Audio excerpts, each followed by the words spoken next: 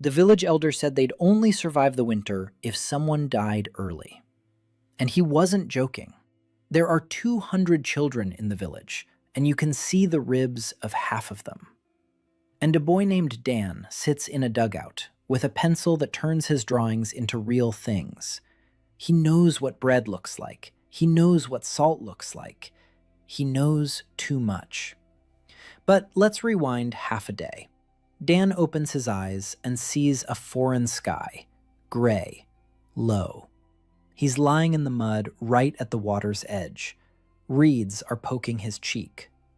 He sits up, looks at his hands, small, thin, nails bitten down to the flesh.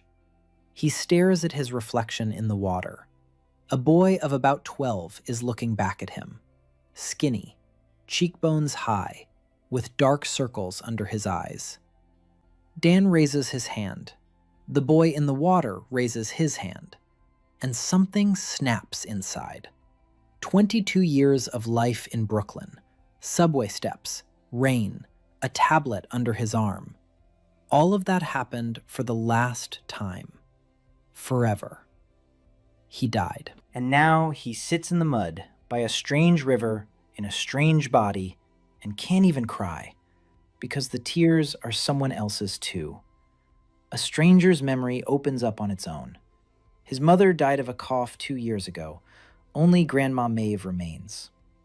The village of Clayford, 120 households, turnips, a well with murky water, and that very same village elder with his joke about winter.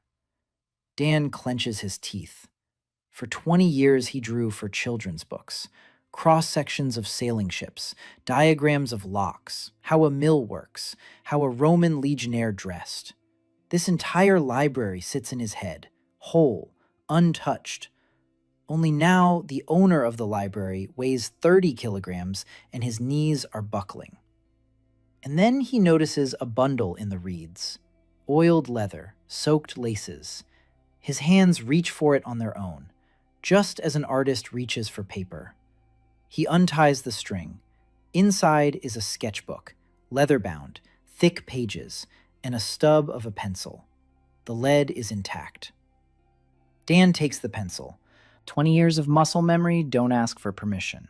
He opens the first page and draws. Without thinking, his hand does what it always did when things were bad.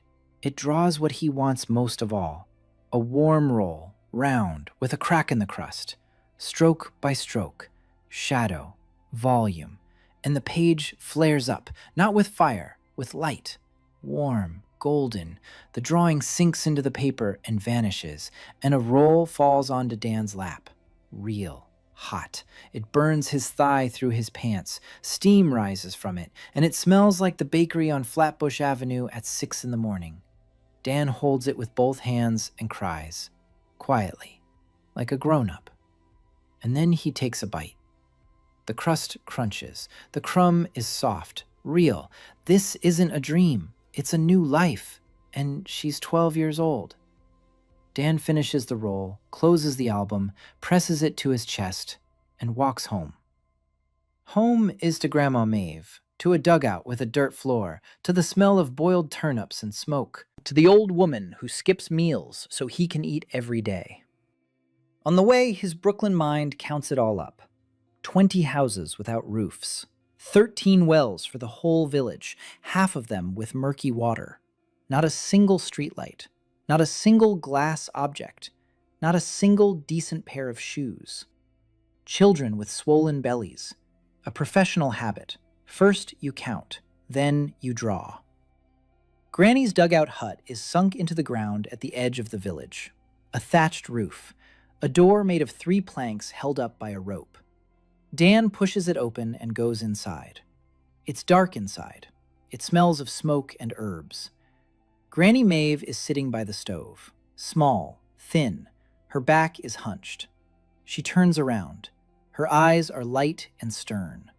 She says he's all wet and there's nothing to treat him with if he catches a cold. Dan sits down next to her and simply presses his shoulder against her. She freezes. Then she puts her hand on his head, heavy, rough, warm, and she is silent. Dan stares into the fire and thinks, not about magic, about how the old woman has turnips and water for dinner, about how winter is 4 months away, about how there are 200 children in the village and half of them have ribs sticking out. And he knows how a hand mill works, how a lever-operated well works, how to make a heated floor. For 20 years he drew these things for children who never needed them, and now he has a pencil that turns a drawing into a thing. Not a plan, not a fantasy, a thing. Dan takes out his sketchbook. Grandma is stirring the turnips and doesn't see him. He opens the second page. He draws a glass jar, a liter jar, with a lid, salt inside, coarse, white. He knows what salt looks like. He knows what glass looks like. A minute. The page flashes. The jar falls onto his lap, full, heavy. Grandma turns around, picks up the jar, opens the lid, sniffs, licks her finger, and turns away. Dan, because he knows a painful memory. Grandma used to hide the last handful of salt in a rag and ration it out, a pinch at a time, for a week. And here's a whole jar. She asks where he got it. Dan says he found it by the river. She doesn't believe him. But she tosses a pinch into the pot. And that evening, for the first time in a month, the turnip tastes like something. At night, Dan lies on the straw and doesn't sleep. The plan is simple. Don't cry, don't go crazy, don't try to figure out how it works, just do it. Tomorrow, a blanket, warm, woolen, for Grandma. The day after tomorrow, candles. Then, a big bowl so the turnips don't get cold. Small things, simple ones, the ones he'll draw exactly. No guesswork, no mistakes. Because he's already figured out the main thing. The sketchbook doesn't give you what you want. It gives you what you know. And that thought is scary and calming because he knows a lot, a whole lot. 20 years of encyclopedias and honest drawings where every rivet is in place. All of that is now worth more than gold, more than swords, more than armies. Dan closes his eyes. Tomorrow is the first real day of his new life. He falls asleep with the album on his chest and a pencil in his fist. He dreams of roles. They're talking. The morning began with pain. His whole body ached. Muscles Dan didn't remember from his past life hurt as if he'd run a marathon yesterday. No, this body was simply hungry. Constantly. Chronically. His bones ached from the dampness. His fingers wouldn't bend. 12 years old and the body of an old man. That's what a world without vitamins and proper food does to people. The old woman was already up. She was standing by the stove, heating water. She saw that he had gotten up. She said he looked pale and that if he ran around the river too much, his legs would give out. Dan nodded. He sat down on the mattress and took out the album. The old woman didn't pay any attention. A tattered book. Nothing special. He'd already realized that yesterday. She hadn't seen the glow. She hadn't seen the roll of bread appear from the paper. To her, the sketchbook was just trash her grandson had dragged in from the river. It was both a curse and a protection at the same time. Dan opened a blank page. The third one, he thought. He closed his eyes. He remembered. A blanket. A woolen one. He had drawn one like that for a book about a mountain village in Scotland, checkered, thick, with hemmed edges. He knew what the weave of the threads looked like. He knew how the folds lay. He knew how thick the wool had to be so the blanket would keep him warm without pricking him. He drew for 15 minutes, slowly, carefully, every line with pressure, hatching, shading, texture. Done. The page lit up. The blanket fell onto his lap, heavy, soft. It smelled of sheep's wool. He lifted it, unfolded it, 1.5 meters, just the right size for Grandma's bench. She turned around, looked. Her mouth fell open. She walked over, touched it. Her fingers sank into the pile. She sat down, lifted the edge to her face, rubbed her cheek against it. And she said quietly that there was no such wool, that even the merchants in Havenmark didn't have any like it. Dan said he'd found it by the river. The old woman looked at him, then at the blanket, then back at him. She said the river was generous this year. Her voice was steady. Her eyes weren't. She knew her grandson was lying, but she didn't ask. A wise old woman. Dan went out into the street. The morning was gray, cold. Summer here was colder than a Brooklyn autumn. He stood by the dugout and looked at the village. 120 yards. Mud, straw, smoke from the chimneys. A woman was hauling a bucket from the well. 2 boys were herding a skinny goat down the alley. An old man sat on a log by the fence and coughed so hard that Dan could hear the wheezing from 30 meters away. He was counting again. An artist's habit. What he needed right now: food, warmth, clean water, shoes, roofs, all at once and all yesterday. But the sketchbook isn't an army of builders. The sketchbook is him, his hands, his memory, his eyes, which were already starting to double at the edges after the blanket. He returned to the dugout, sat down, opened the sketchbook, drew a candle, a simple one, a tallow one, a thick one, on a clay saucer.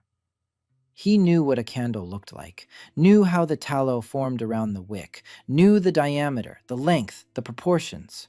A children's book about medieval life, the 3rd spread. The page lit up. The candle stood before him. He lit it from the stove. The flame was steady and bright. Grandma gasped. Then she said the river had gotten completely out of hand. Dan drew 4 more candles. After the 5th, his fingers began to tremble. Slightly. Like after a long letter. He tried the 6th.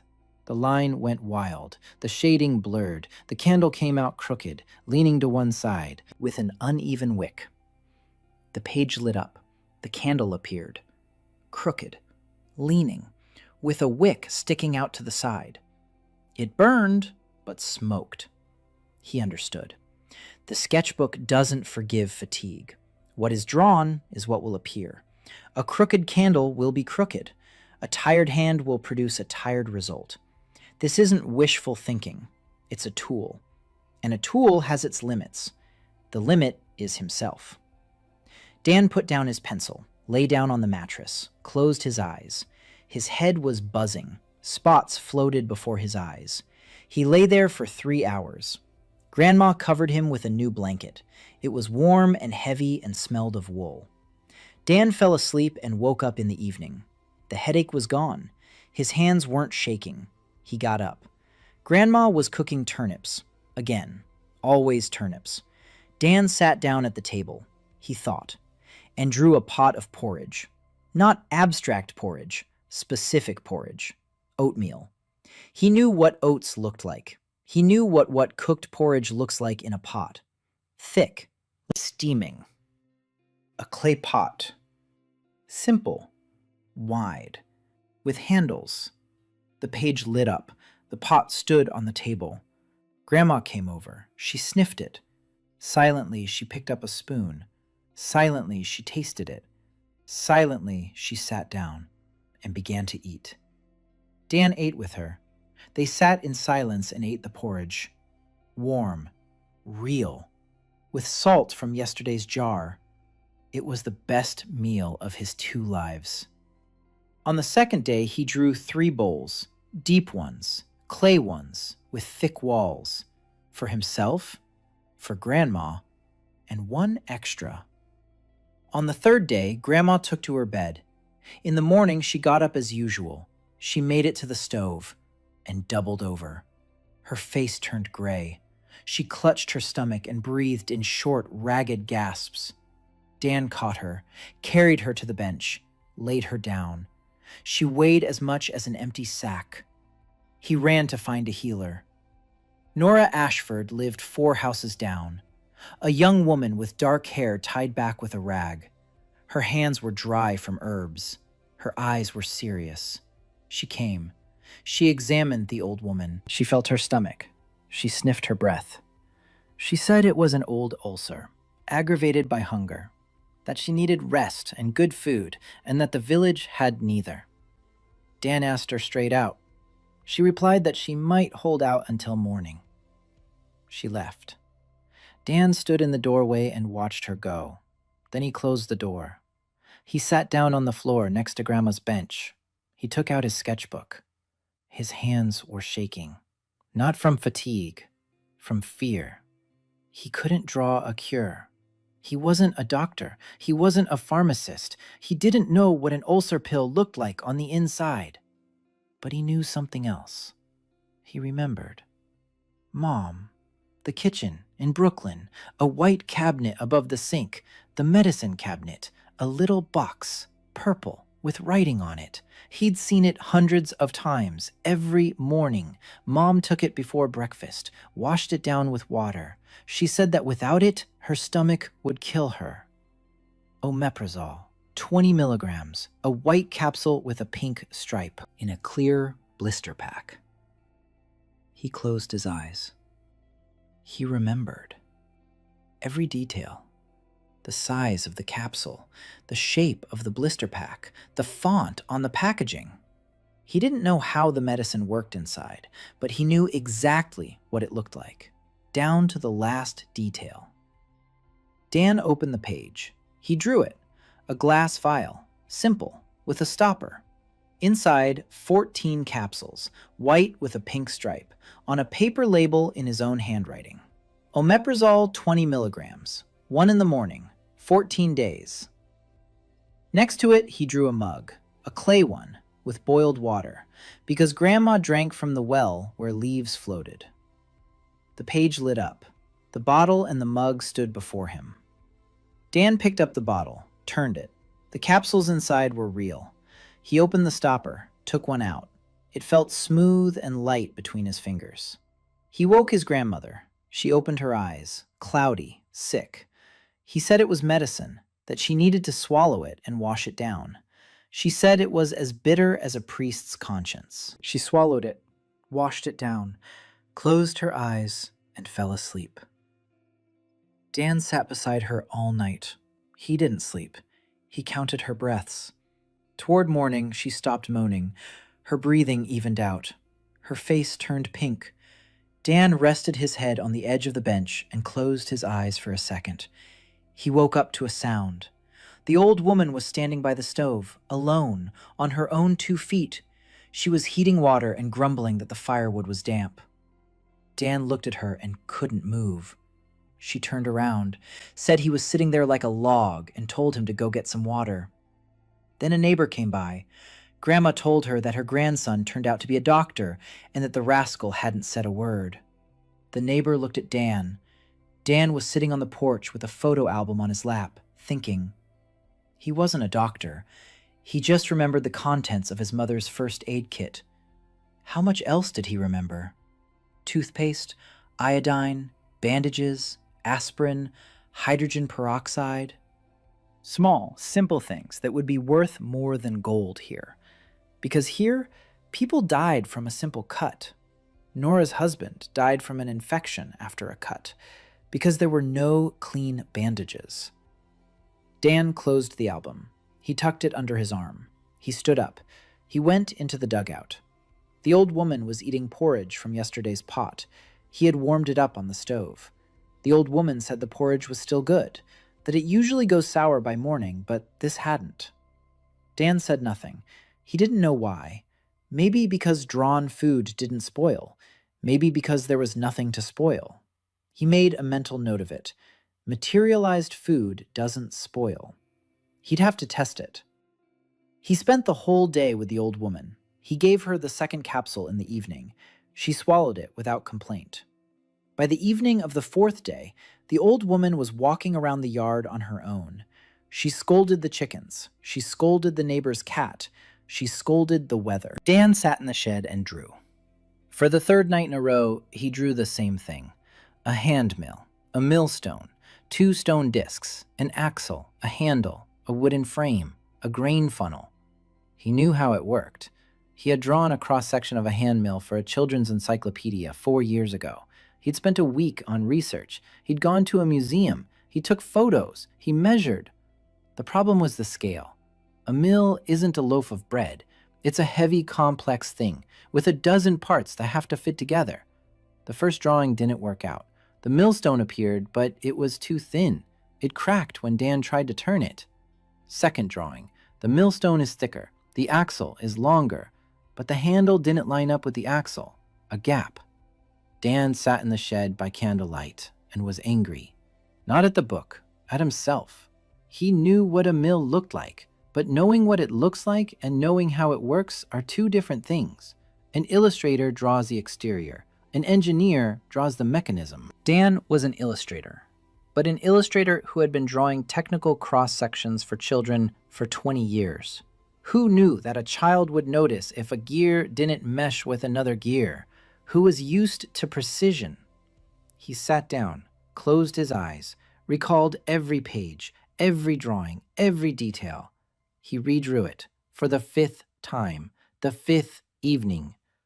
On the 5th try, the mill came together. 2 stone discs, smooth, heavy, with grooves on the working surface.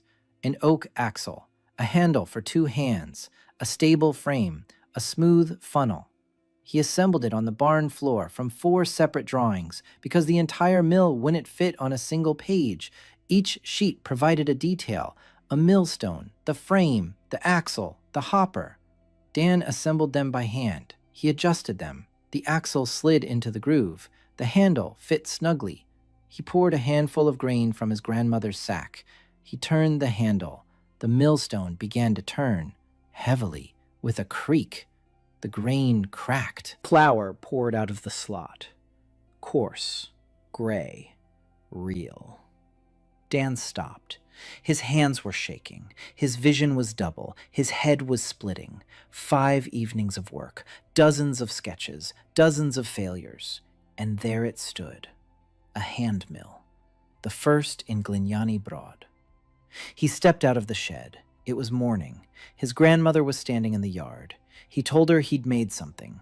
She walked into the shed, looked, touched the stone, turned the handle. Flour poured out.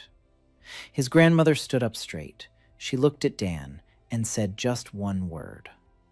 When. Not how, not where, when. She asked when he had learned. Dan replied that it had been a long time ago. Grandma nodded. She left the barn. She returned 10 minutes later with a sack of grain, full, the last one. She had been saving it for the winter, and now she placed it in front of the mill. Because flour isn't grain. Flour is bread, and bread is life. That day, Grandma Maeve baked flatbread for the first time in 2 years, from her own flour, on her own stove. The smell was so strong that the neighbor's boy climbed over the fence and stood at the door until Grandma Maeve brought him one. He took a bite and froze. Then he ran home. An hour later, his mother came. She asked where Grandma Maeve got her flour. Grandma said her grandson had made a mill. The woman looked at Dan, at the boy, 12-year-old boy with dark circles under his eyes and blisters on his hands. And she didn't believe it. But she took a flatbread. The news spread in 3 days. In a village the size of Glenny Broad, secrets last exactly as long as it takes for one neighbor to reach another. Maeve's boy is making something. Maeve has flour, real white. Maeve has flatbread. Maeve has a blanket, the likes of which even the merchants haven't seen. Maeve has candles as straight as if from a city shop. Every day, someone would walk past the dugout and linger a little longer than necessary. The boys peeked over the fence. The women stopped to chat with the old woman. The men said nothing, but watched. Dan knew this would happen. The village is small. It can't be kept secret. The only question was when to go to the village headman. On his own terms, before they came for him. On the 7th day, Cal Two-Fingered came. Alone. The village headman of Clay Ford, a 40-year-old man with a stern face and 2 fingers on his left hand. A saw had taken the other 3. He walked into the yard in the morning, without knocking. He sat down on a log by the fence. The old woman brought him a mug of water. He looked at the mug. Clay, smooth, with a handle. They didn't make those in clay, Ford. He set the mug down. He looked at Dan, who was standing by the barn door, and said he wanted to see the mill. Dan took him to the barn. Cal looked at it for a long time. He touched the millstones. He turned the handle. He watched the flour pour out. Then he sat down on the floor. He rubbed his face with both hands, one healthy, one crippled. He said that in Havenmark they'd give 20 silver pieces for a mill like this, that the whole of Ford didn't have 20 silver pieces, that a 12-year-old boy couldn't build a mill, that he didn't and knows there's something else here. Dan was silent. He stood before the mayor and thought. A 12-year-old boy, skinny, in a torn shirt, with dark circles under his eyes. But inside, a 22-year-old guy who drew cross-sections of sailing ships for children's books. How to explain it? No way. No need to explain. Need to show. Dan took out his sketchbook, sat down across from Cal, opened a blank page. Cal watched him. Dan drew a knife, a simple one, with a wooden handle. The blade was short, wide, a kitchen knife. He'd drawn ones like this dozens of times. He knew the proportions. He knew how the handle was attached to the tang. He knew the angle of the edge. The page lit up. The knife lay on the floor between them. Cal didn't move. He looked at the knife, then at the sketchbook, then at Dan. He reached for the knife, picked it up, turned it over, ran his finger along the blade. A drop of blood appeared. Drop of blood, sharp, real. Cal put the knife down. He stood up. He walked out of the shed. Dan could hear him standing behind the wall, breathing heavily. A minute later he came back, sat down again, said one word. How many? Dan didn't understand. Cal repeated it. How many knives like this can you make? Dan answered, 5, maybe 6 a day, then my hands will give out. Cal nodded. He was silent. Then he asked, what about the house? Dan shook his head. A house is a project. Blueprints, foundation, walls, roof. Each part is a separate drawing. One house takes a week, maybe more, and after every big drawing, he can't work. Cal listened. His face didn't move. Then he asked, what do you need? Dan thought. He needed a lot, but he started with the simple things. Food. He couldn't draw on an empty stomach. Protection. No one in the village should know exactly how it works. And time. Lots of time. Because he wasn't a wizard. He was an artist. And an artist needs to think before drawing. Cal stood up. He held out his good hand. Dan shook it. The village elder's palm was as hard as a board. He said he'd come by that evening, with people. That evening, 10 people were sitting in Granny Maeve's barn. Cal two-fingered. His daughter, Caitlin, the redhead, 17 years old, with scraped knees and angry eyes. She looked at Dan as if he'd stolen something. Nora Ashford, the healer, silent, with perpetually dry hands. She sat in the corner and didn't say a word. Old Graham, the carpenter, 62 years old and with a cough that wouldn't stop. 2 twin brothers from the southern end of the village, skinny, quick, names Dan knew from someone else's memory, Finn and Bran. Widow Ello, fat, kind, the only person in the village who had chickens, 3 of them. 2 more men, whose faces Dan knew but whose names he mixed up. And Granny Maeve, who stood by the wall with a stony and stern. Cal told them, briefly, without details. The boy knows how to make things, real things, knives, utensils, a mill. How he does it doesn't matter. What matters is that he can. The people were silent. They looked at Dan, at the boy, skinny, with dark circles under his eyes. Then Nora spoke up. She said she didn't believe it, that things like that don't happen, that they'd come for him. First the Valmore House collector, then the Guild Inquisition, then the Greys, and they'll burn everyone, along with the loaves and the mills. Cal asked Dan to show them. Dan opened the sketchbook. He drew a spoon, a wooden one, a simple one with a long handle. The page flared up. No one but Dan saw the glow, but the spoon appeared in his hands, out of thin air. The barn fell silent. Widow Ello crossed herself. Graham stood up, sat back down. Finn and Bran opened their mouths at the same time. Caitlin leaned forward. Her eyes were burning. Nora turned pale. Granny Maeve didn't move. She already knew. Dan passed the spoon around the circle. Everyone touched it, turned it, sniffed it. Graham tested it with his teeth. He said the wood was real. Birch. Good quality. Not naughty. The spoon passed through 10 pairs of hands and returned to Dan. Everyone was looking at him. He said, "I can make things. Not just anything. Only the ones I know what they look like. The ones I can draw exactly. A crooked drawing will make a crooked thing. A tired hand will make a bad thing. You can't make living things.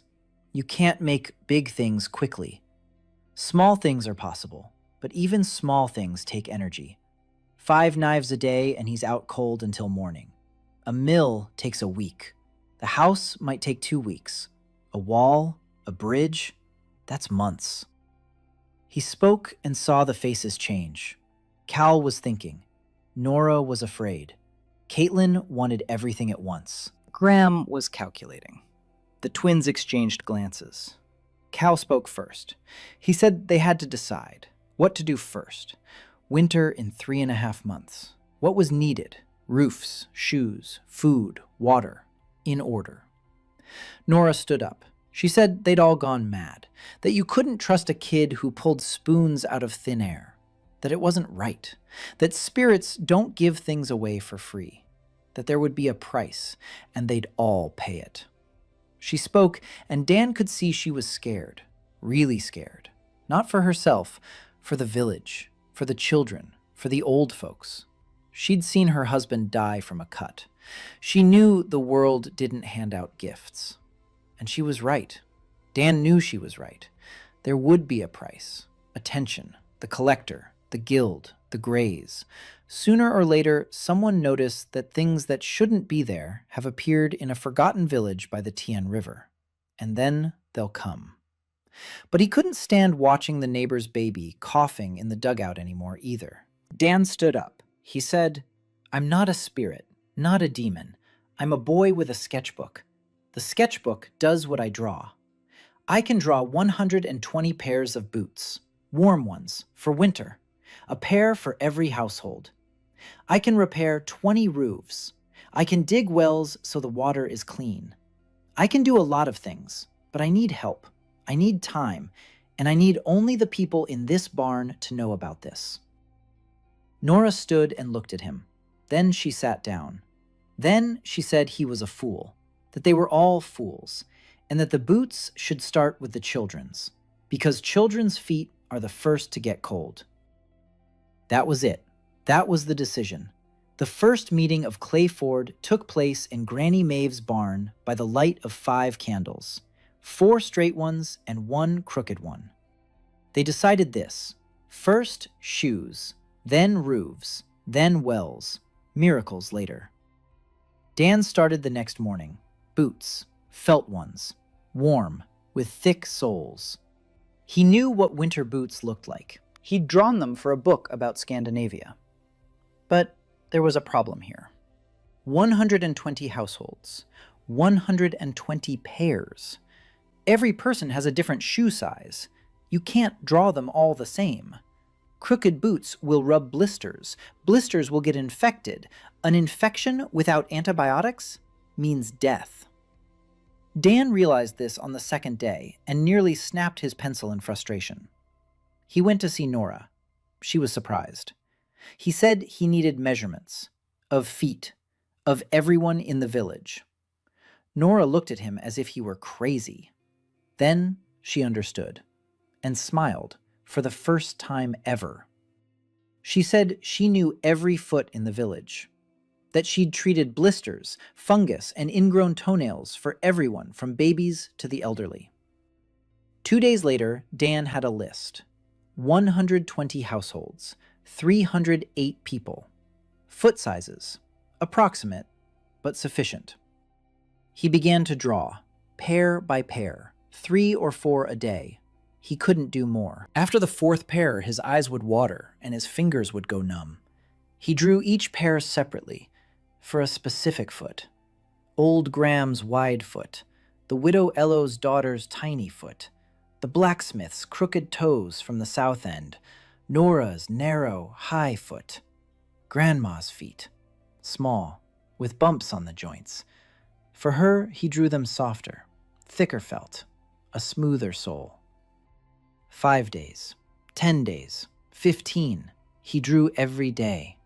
He woke up in the morning, ate porridge from a clay pot, sat down at the sketchbook, drew 3 pairs, lay down, slept for 2 hours, drew a 4th pair if he could, collapsed, slept until morning, again.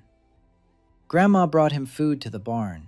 Nora came to check his hands. She rubbed them with some kind of oily herbal concoction.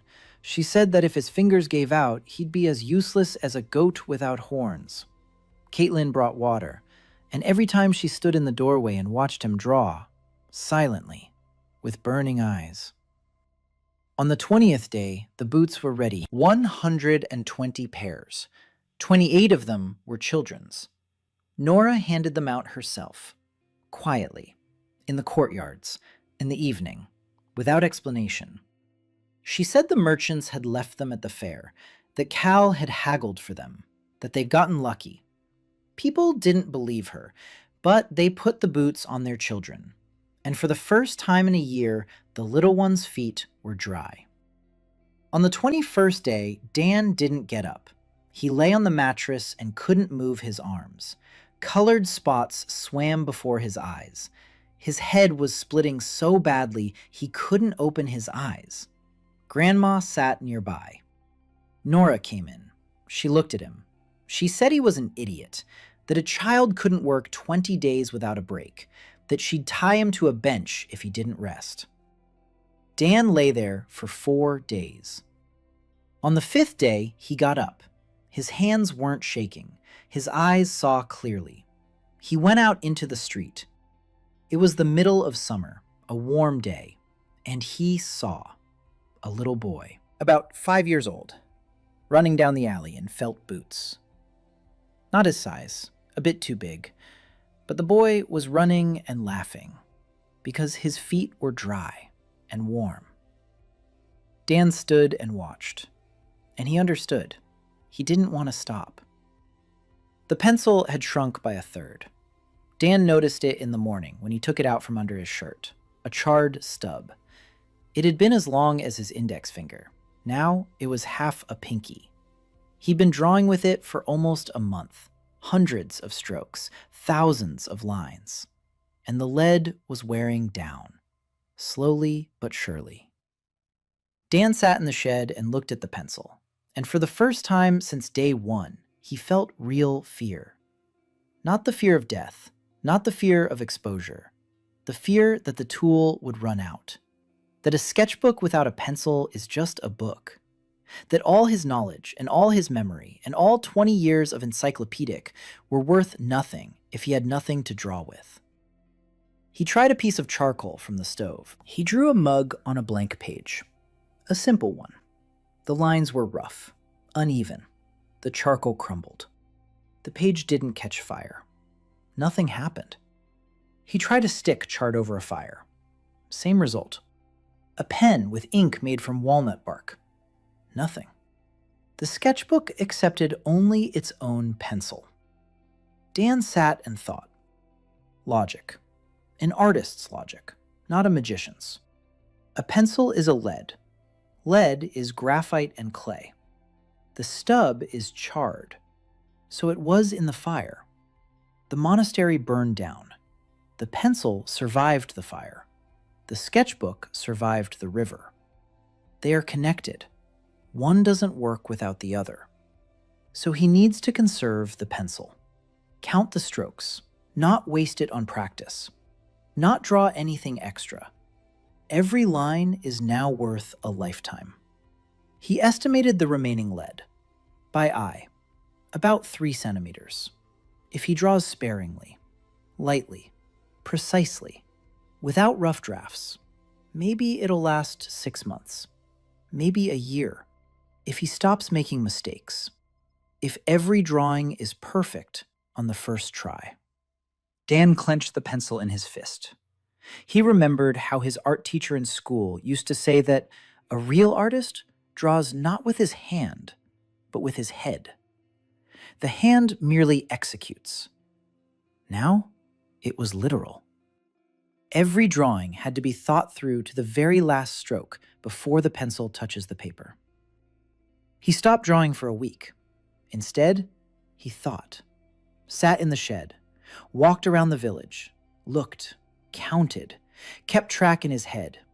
20 houses without roofs, 13 wells, 7 of which have murky water, 2 families in dugouts where the ceiling leaks every time it rains. Old man Graham is coughing, and every morning is worse than the last. The widow's daughter, Ello, 3 years old. She limps. One leg is shorter than the other. She needs shoes with a raised instep. He'd already made her boots, but they were ordinary ones. They need to be altered. No, he can't waste a pencil on alterations. He needs to think. Dan went to see Graham. The old carpenter was sitting on the porch step, planing a stick. Dan sat down next to him. He asked, "Graham, if you had good tools, a saw, a plane, a chisel, you could fix the roof." Graham looked at him, coughed, spit. He said he could fix every roof in the village if he had tools, instead of the rusty crap he works with.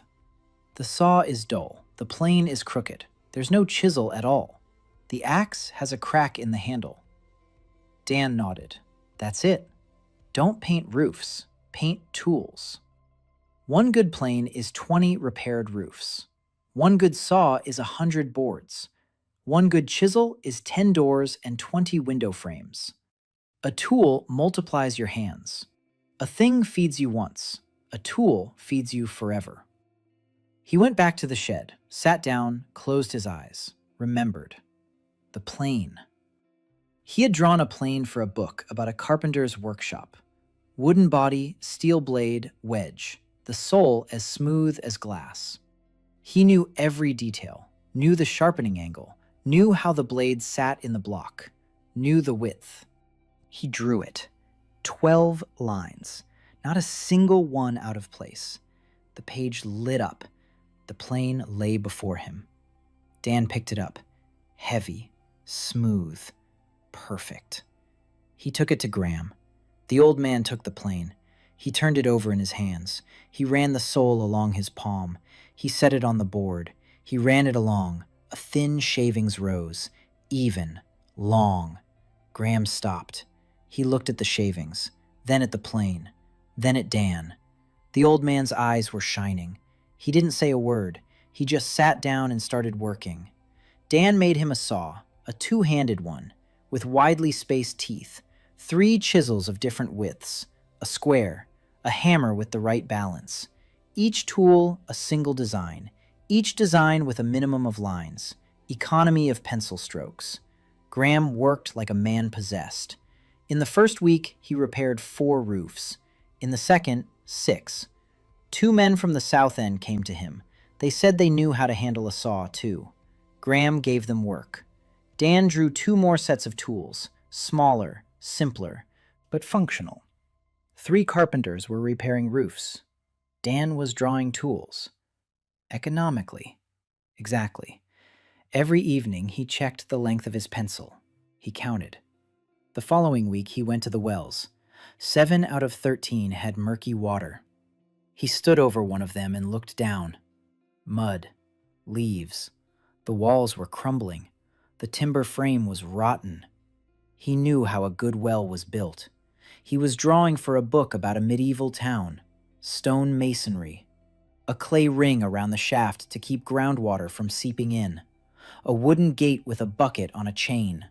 A lid to keep out debris. But drawing an entire well meant hundreds of lines. Too expensive. Dan thought about it for 2 days. Then he found a solution. Don't the well, draw the details. Stone rings lining the shaft. 1 ring, 1 drawing, 10 strokes. The page came to life. The ring was heavy, stone, smooth. He called Finn and Bran, the twins, skinny but wiry. They lowered the rings into the well and stacked them one on top of the other. Dan didn't draw the clay for the seal. The clay was in the ravine behind the village. Finn and Bran hauled it up in buckets. They packed it between the rings and the ground. Dan drew only the lid and the gate. The rest was done by human hands. The first well was repaired in 4 days. The water ran clear, transparent, no leaves, no murk. The woman who lived closest to this well filled a bucket. She looked at the water, she tasted it, and sat down on the ground. She just sat there. Dan didn't go over to her. A week later, they fixed the second well. 2 weeks later, the third. By the end of the second month, there were 9 clean wells out of 13 in Clay Ford. The remaining 4 were in bad spots. They abandoned them. Graham suggested digging 2 new ones, in the right spots. Dan drew him some shovels, 3 of them, good ones, steel, with sturdy handles. Graham dug them himself, with 2 helpers. Dan drew rings. The village was changing, slowly, quietly, without fanfare. Just every day, something got a little better. The leaky roof stopped leaking. The well that had been churning up mud began to yield clean water. The carpenter got a plane that didn't get dull. The herbalist got clean bandages. Dan drew Nora a first aid kit in the 3rd week. Gauze, linen bandages, a bottle of rubbing alcohol, a suture needle, thread, tweezers, scissors with blunt tips. He knew what every item looked like. He drew first aid kits for children's books, twice. A spread about professions, doctor. Nora opened the bundle. She looked at every item. She touched them. The gauze was soft, white. She'd never seen any like it. The bandage was smooth, stretchy. The alcohol was clear, pungent. She sniffed it.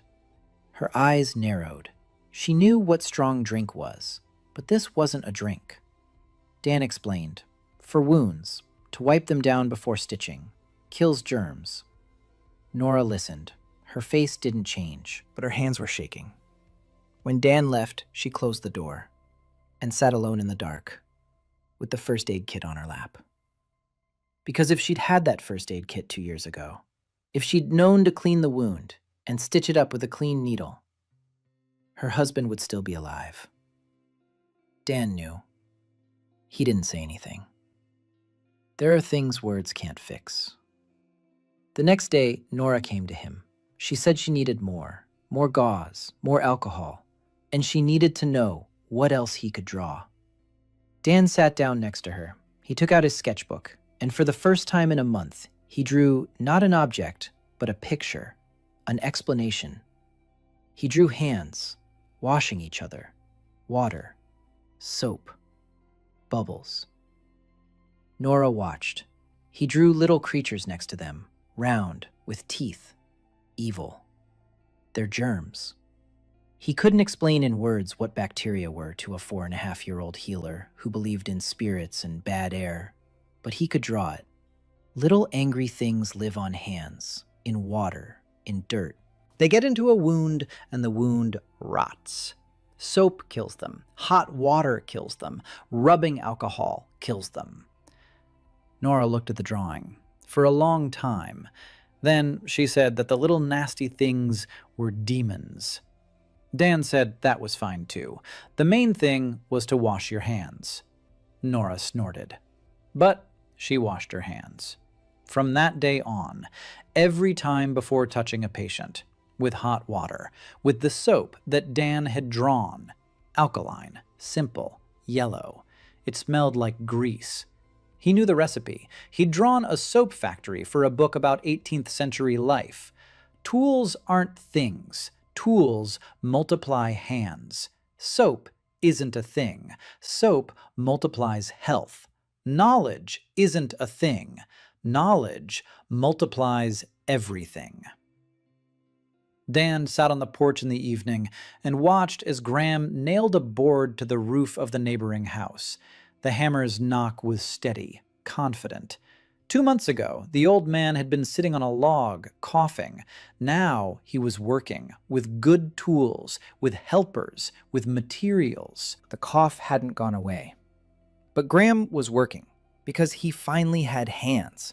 Not his own, the tools were his hands. Dan looked at the pencil. 2 centimeters, maybe a little more. He did the math. If he kept up this pace, the pencil would be gone by winter, by the first snow. And then everything would stop. Unless he found a way. Or unless something happened that he didn't yet understand. He tucked the pencil into his shirt, closed the sketchbook. No drawing today. Today was for thinking. A boy of about 7 ran past, in felt boots. His boots. He stumbled, fell, got up, ran on. The boots were intact. They weren't even dirty. Materialized things didn't get dirty. He'd noticed that a week ago. Bowls didn't crack. Knives didn't dull. The blanket didn't tear. The things drawn in the sketchbook were better than the real ones. Sturdier, cleaner, more enduring. And that was the problem. Because things that are too good stand out. Tiles that are too sturdy, a knife that's too sharp, water that's too clean. Someone would notice. They would definitely notice. Nora had been right from the start. They come for things like that. Caitlin came in the morning, without knocking. She never knocked anyway. She walked into the shed, sat down on the floor, put her hands on her knees, and said she wanted to help. Dan looked at her. Red hair, green eyes, scraped knees, 17 years old and the look of someone who has something to prove. He asked how. She said anyway. Carrying, digging, chopping, stand guard, anything. Just not sit around and wait for a boy half her age to save everyone. Dan wanted to say he was 22. Then he remembered he was 12, in this body, with this face. Caitlin saw the boy, skinny, with dark circles under his eyes. She didn't know that inside was a grown man who, in a past life, had sipped coffee in Brooklyn cafes and argued about compositions with art directors. He said, okay, it's a job. He needs eyes. Someone has to walk around the village and look. What's broken? What's leaking? Who's sick? Who's cold? Who has nothing to eat? And bring him not complaints, but facts, dimensions, numbers, descriptions. Caitlin said she wasn't a scribe. Dan said he didn't need a scribe. He needed a scout. She shut up. Her eyes lit up. A scout. She understood that. 3 days later, there was a list on Dan's desk. Caitlin went around every yard, 120. She wrote everything down. Well, sort of. She didn't know how to write. She memorized it. She came and told him. Dan's jaw dropped. She remembered every resident's name, age, illnesses, how many children, how many elderly people, who had a leaky roof, who had no firewood, whose cow had died, whose well had collapsed.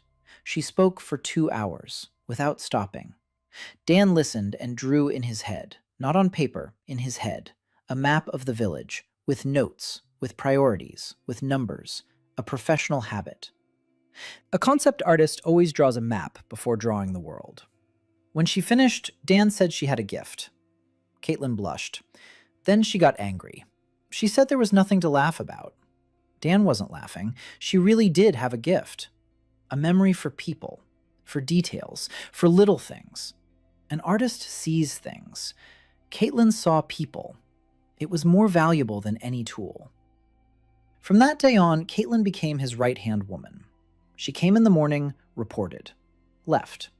Came in the evening, reported again. Who was sick, who had recovered, where there was a new crack in the wall, where the boys had fought and broken the fence, where the old woman hadn't left her house in 3 days. Dan drew based on her reports. Not everything, only what couldn't be put off. No boards for the fence. Graham would fix the fence. Medicine for the old woman? Yes, if he could. Nora treated her. Dan drew what Nora couldn't find in the woods. One evening, Caitlin didn't leave. She sat on the barn floor and was silent. Dan was drawing rings for the new well and didn't pay any attention. Then he noticed. He looked up. She was sitting there, staring at her hands. He asked what was wrong. She said nothing. Then she said everything. Then she fell silent again.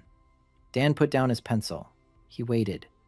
Caitlin said that her father had wanted a son, that he had never said so, but she knew. From the way he looked at other people's boys, from the way he taught her carpentry but called it a game, by the way he'd talk about an heir at every family meeting and then fall silent and stare at the wall. She said she'd spent her whole life trying to be useful, faster, stronger, louder, so he'd notice, so he'd say she wasn't any worse. He didn't speak. Dan listened. A 12-year-old body sat on the barn floor and listened to a 17-year-old girl who was saying this out loud for the first time in her life.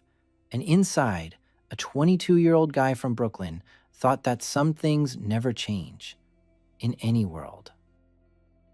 In any century, fathers and daughters, an eternal story. He told her he'd draw something in the morning. For her. She said she didn't need handouts. He said it wasn't a handout. In the morning, he took out a sketchbook. He had been thinking all night. Caitlin wanted to be a warrior, because otherwise it's boring. Because it was the only thing she knew. Strength, speed, impact. But Dan saw something else. He saw how she squinted every time she looked into the distance. Every time she tried to make out someone by the far fence. She'd squint and tilt her head slightly to the right. An artist notices such things. An artist lives for details. He drew two things. First, a bow. Not long, short, compound. He'd seen ones like that in a museum. He'd drawn them for a book about the steppe peoples. A wooden frame, horn pads, a sinew bowstring, the handle wrapped in leather. For the right hand. For her hand. He remembered the size of her palm from the way she held her mug. The second thing, glasses. Thick ones. Round lenses in thin metal frames. He didn't know the prescription, didn't know the diopters, but he knew what glasses for nearsighted people look like. He'd worn a pair like that for 5 years in school. The lenses were slightly thicker at the edges, thinner toward the center, concave. He drew them as he remembered, how they sat on his nose, how they refracted the light. The page flashed twice. The bow lay on the floor, heavy, flexible, beautiful. The glasses lay nearby, light, shiny. Caitlin came in an hour later. She saw the bow, picked it up. Her eyes lit up. She pulled the string taut. The handle fit into her palm like a second skin. She looked at Dan. He handed her the glasses. She frowned, asked what they were. He said she had to put them on her nose. She put them on, hesitantly, crooked. She adjusted them, and froze. Dan saw her face change, slowly, piece by piece. First her eyes widened, then her mouth parted slightly, then she turned her head. To the left, to the right. She looked at the barn wall, at the cracks between the boards, at the dust in the beam of light, at her hands. She saw. For the first time in her life, she saw the world not blurred, not through squinted eyes, not approximately, precisely. Every knot in the board, every crack, every hair on her own hands. She took off her glasses. The world blurred. She put them on. The world became clear. She walked out of the shed. Dan followed her. She stood in the yard. She looked at the village, at the roofs, at the trees, at the clouds, at the faces of people passing by. Then she turned toward the village headman's house. It stood 4 yards away from her grandmother's dugout. Cal stepped out onto the porch. Far away, 30 paces. Caitlin looked at him, at his face, which she had never seen clearly from this distance in her life. She had seen his figure, his silhouette. She knew him by his voice and his gait and his scent. But his face, the wrinkles, the scar above his eyebrow, the gray in his beard, his eyes that were looking at her, right at her. Caitlin stood there looking at her father's face, and her chin began to tremble. She turned away. She went behind the shed. Dan didn't follow her. He could hear her crying, quietly, covering her mouth with her hand, so no one would hear. He sat down on the porch step, closed his eyes. God, she hadn't seen her own father's face in 17 years.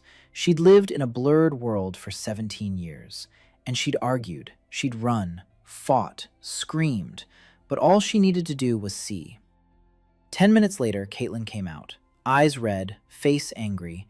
She said the bow was good, not a word about the glasses, but the glasses were on her nose, and she never took them off again. She shot that same day. She set a log by the fence, 30 paces. The first arrow missed, the second missed, the third hit the edge, the fourth hit the center. She knew how to shoot. Her body remembered. But before, she hadn't seen where the arrow was going. Now she did. By evening, she was hitting the target from 50 paces. Out of 10 arrows, 8 hit the log, 2 hit the fence. Graham was cursing from behind the fence. Dan sat in the shed and thought about other things. About a pencil.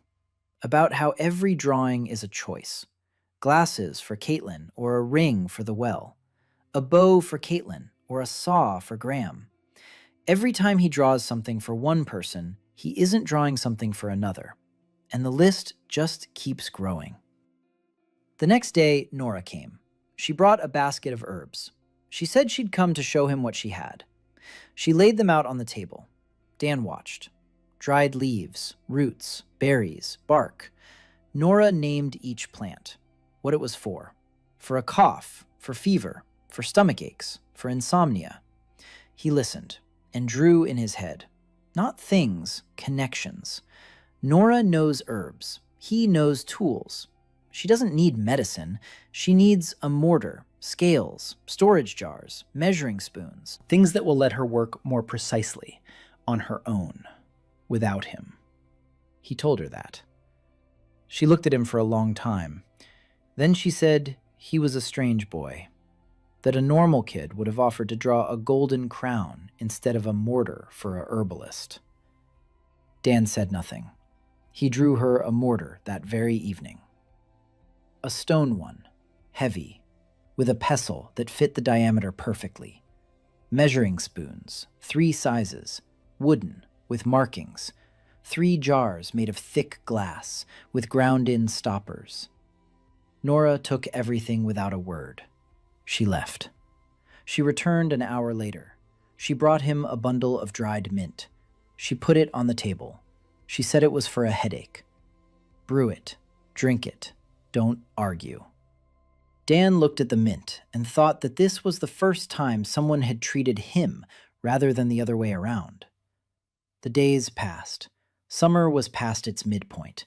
Dan counted. 3 months until winter. Almost all the roofs were repaired. Graham didn't stop. The wells were working. Shoes had been distributed. Nora treated people with her new tools. The children ran around in boots and had already forgotten that they used to run around barefoot. But that wasn't enough. Winter on the continent of Asterion isn't like a Brooklyn December. It's 5 months below freezing. It's waist-deep snow. It's a wind that cracks the skin. It's hunger. Because there are no supplies. This year's harvest is poor. Like every year. Like always. The soil is poor. The seeds are shoddy. Until recently, the tools were nothing but rusty junk. Dan stood at the edge of the field and looked at the spindly ears of grain. Rye. Thin, sparse, pale. The field is large, but there will be little grain. He knew why. The soil isn't fertilized. The same seeds have been planted year after year. There's no crop rotation. There's no drainage. Half the field is in a low-lying area and stands in water after rain. He knew all this. He drew for a children's encyclopedia on agriculture, 3-field rotation, compost, drainage ditches. But he couldn't draw the harvest. He couldn't draw grain in an ear. It wouldn't look alive. The grain in the field is alive. He could draw a sack of grain as a product, dry, dead, ready for milling. But how many sacks would it take for 2,000 people for 5 months? He did the math. A lot. A whole lot. He wouldn't have enough pencils. So he needed another approach. Not to draw food, to draw what would help grow food. A plow. Not just any plow, a good one. A steel plowshare. The right angle on the mold board. Handles to fit the plowman's height. He drew 2 plows for the 2 strongest men in the village, to fit their height, to fit their hands. Caitlin gave him the measurements. She knew everyone. Then a harrow, a wooden frame with iron tines. Then sickles, sharp, light, for different hands, 6 of them. People went out into the field with new tools. Dan stood on the plow and watched. He couldn't plow, couldn't sow, couldn't reap. His body was that of a 12-year-old, weak. His strength lay in a pencil, only in a pencil. He felt useless and indispensable at the same time, a strange feeling. That evening, Cal came to him, sat down on a log, was silent for a moment, then said the plows were good, that the soil was yielding easily, that if they plowed the field in time and planted the winter crops, there would be some kind of reserve. Then he said something else. He said that a collector from the Valmore house would be at the fair in Havenmark in a month, that the collector comes every fall, that last year they tripled the tax after the Great Famine, that Brode didn't pay because he had nothing, that this year the collector will come and see a village with stone wells and clean water and good shoes and working mills, and he'll ask where it all came from, and he won't leave until he gets an answer. Dan was silent. He knew. He thought about it every day, every night.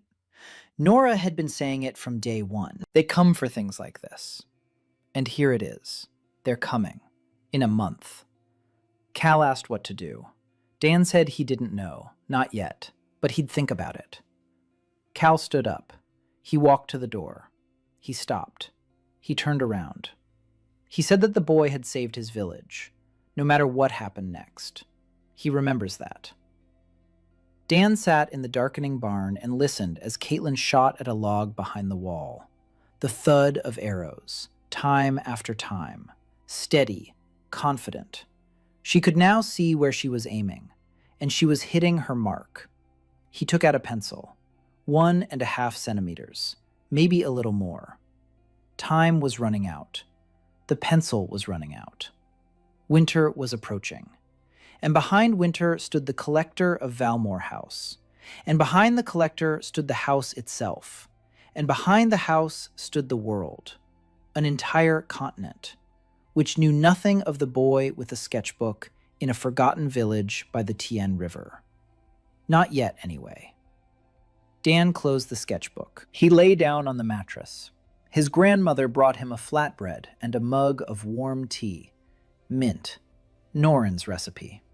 He ate and thought. A plan. He needed a plan. Not just drawing things. Not just fixing roofs. He needed to think 1 step ahead. 2. 10.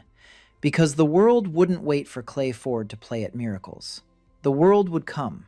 With demands. With questions. With swords. And the boy with the stub of a magic pencil had to be ready for this. He closed his eyes. He fell asleep. He dreamed of glasses. They sat on the noses of all the villagers at the same time, and for the first time, they all saw the world clearly, and they all cried. The collector arrived sooner than expected, not in a month, in 2 weeks, on horseback, with 2 soldiers, well-fed horses, leather saddles, the Valmore House crest on their cloaks, a silver hawk on a black field.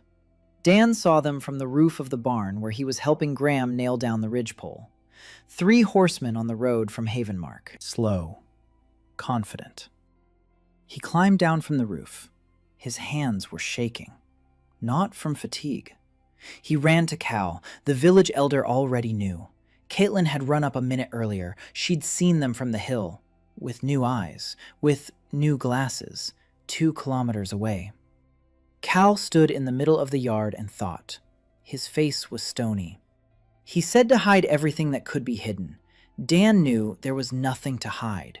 You can't hide wells. You can't hide roofs. You can't hide the boots on the children's feet. But you can hide an album. He ran to Grandma, wrapped the album in a rag, shoved it under the mattress.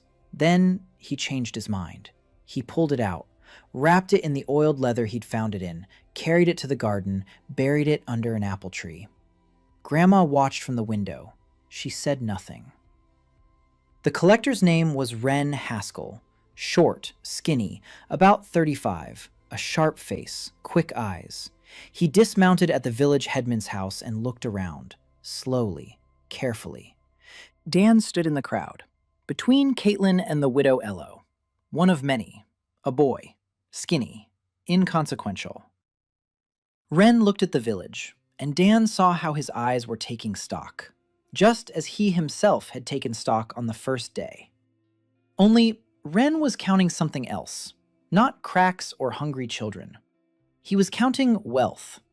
Wells with stone rings, roofs without holes, shoes on the boys' feet, shoes that shouldn't be there. Cal met him at the porch. He bowed, not low, just as much as a village elder is supposed to before a tax collector. Wren said he had come for the tax, that it was last year's debt, that the House of Valmore does not forget debts. Cal replied that the village was poor, that the great famine had struck everyone, that they had gathered as much as they could. It was true. They had gathered the tribute. Copper coins, a sack of grain, a few hides, a pitiful handful by House Valmore's standards. But for Clayford, it was blood. Wren looked at the sack. He looked at Cal. He smiled. Then he walked through the village, slowly, like a master in his own yard. The soldiers followed him, hands on their swords, not threatening, just showing what they were capable of. Wren stopped at every well. He touched the stone, turned the handle, looked at the water. He approached the houses, touched the roofs, tapped the walls. At Graham's mill, he stopped for a long time. Graham stood nearby, silent. Wren turned the millstones. He looked at stone, smooth, even, with grooves. A stone like that cost money, a lot of it. He asked Graham where it came from. Graham said the merchants had sold it, on the cheap, defective. Wren looked at the stone again, at the perfectly smooth stone without a single crack, and said nothing. Then he walked over to the well at the southern end, the newest one. Stone rings, clear water, the lid, the gate. Wren stood and watched.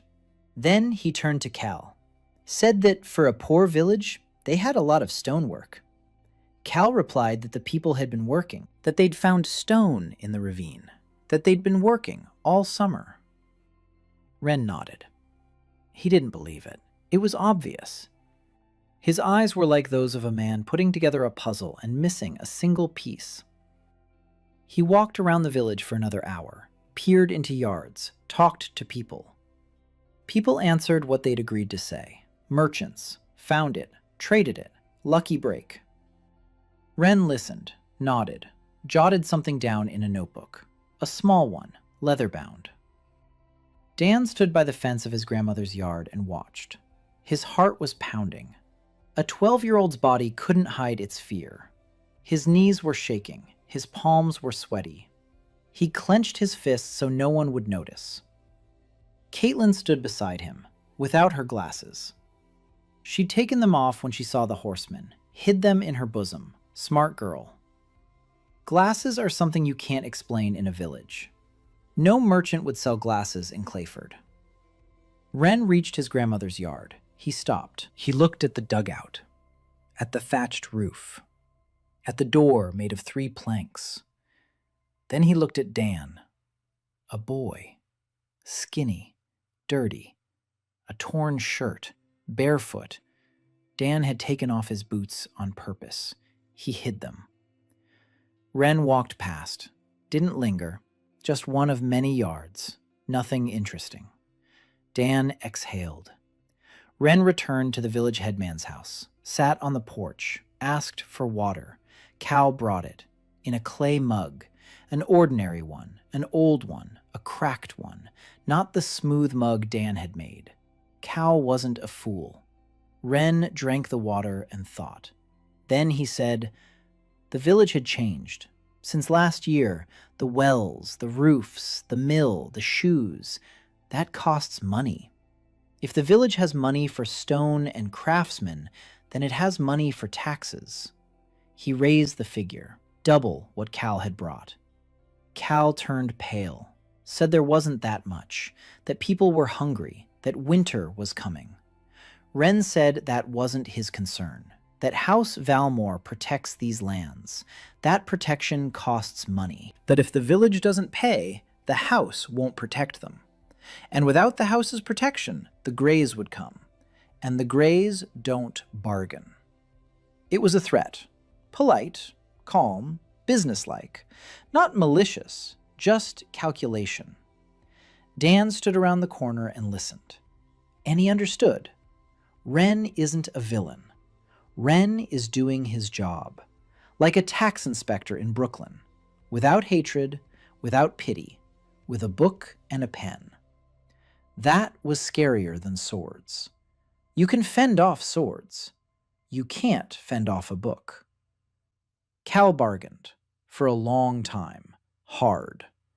In the end, they agreed on 1.5 times the tax. Wren left by evening, with a sack of grain, with copper, with 3 hides, and with a note in his book that Clay Ford had grown richer, and that next time the tax would be even higher. When the dust settled on the road, Cal sat on the porch and covered his face with his hands. Caitlin stood nearby. She was silent. Dan approached. He sat down on the step. Cal took his hands away. He looked at him. He said that this was only the beginning, that Wren would write a report, that Lord Valmore would read it, that stone wells in a poor village were a problem. And Lord Valmore wasn't the type to leave questions unanswered. Dan nodded. He knew. Cal said they needed a wall. Dan looked at him. Cal repeated it. A wall. Around the village. A stone wall. With a gate. Not from Valmore. Valmore will arrive with paperwork. A wall from the Greys. Because the Greys come in winter. Every year. And every year they take people, and livestock, and grain. And if the village has grown richer, the Greys will come first. Before Valmore. Before the guild. The Grey ones don't need answers. The Grey ones need salt, and iron, and anything that burns. Dan sat on the step and did the math. A wall around the village, the perimeter. 120 households is roughly 800 meters in a circle. A stone wall 3 meters high, 1 meter thick, with a foundation, with gates, with drainage. This isn't a sketch. It's a project. Dozens of blueprints. The foundation separately, the masonry separately, the gates separately. Every sheet is a section of the wall. Every drawing is a pencil that's 1.5 centimeters long. He closed his eyes. He did the math. If he drew it in sections, 3 meters long each, foundation, wall, upper masonry, 3 drawings per section, 260 sections for the entire perimeter, 780 drawings.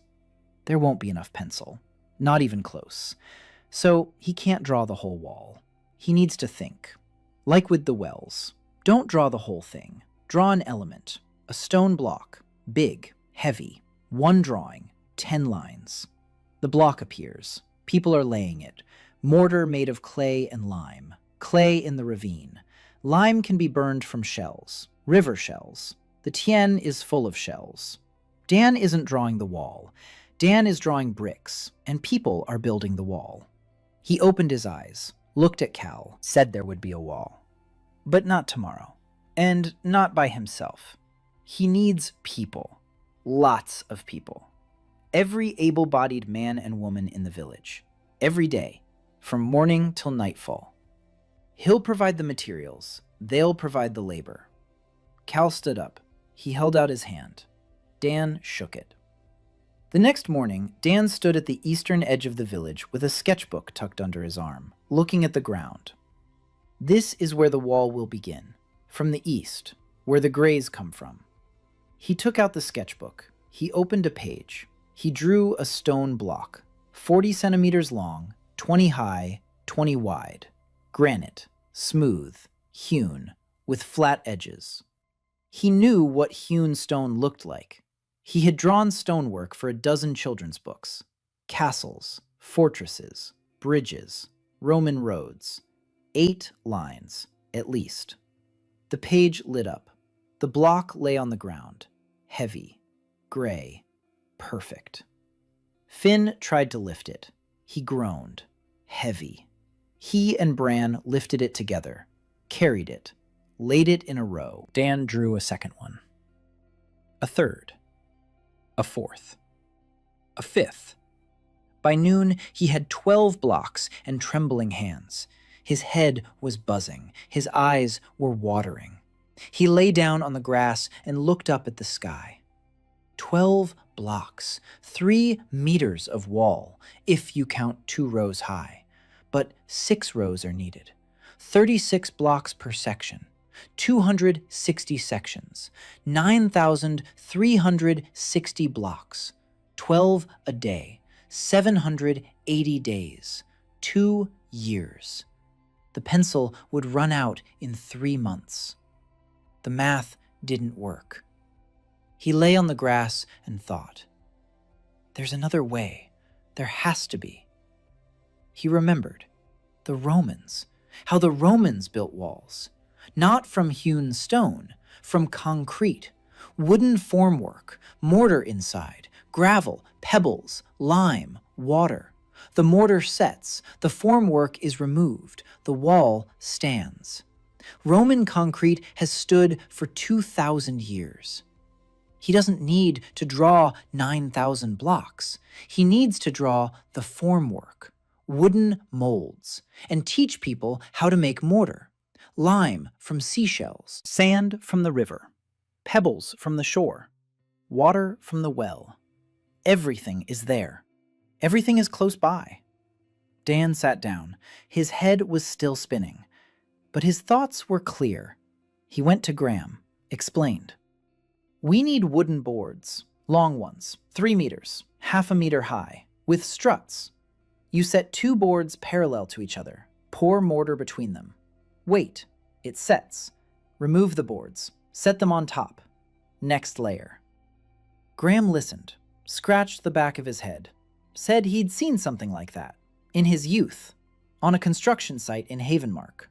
They were building a retaining wall there by the warehouses, only the mortar was shoddy, and the wall cracked a year later.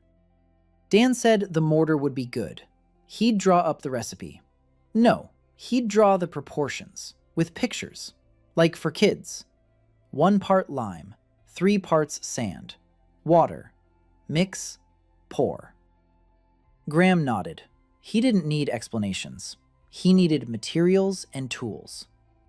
Dan drew the forms for the formwork, not the boards themselves. Metal brackets and hinges to hold the boards in place. Graham did the rest. Out of wood, with his own hands, with his own tools, which were the best in all of Clay Ford because Dan had drawn them. They built the lime kiln in 3 days, out of stones from the river. Dan drew only the grate, iron, thick. The rest was done by hands, human hands. The children hauled the shells, in sacks, in baskets, in buckets. The river was full of them, white, round, crunchy.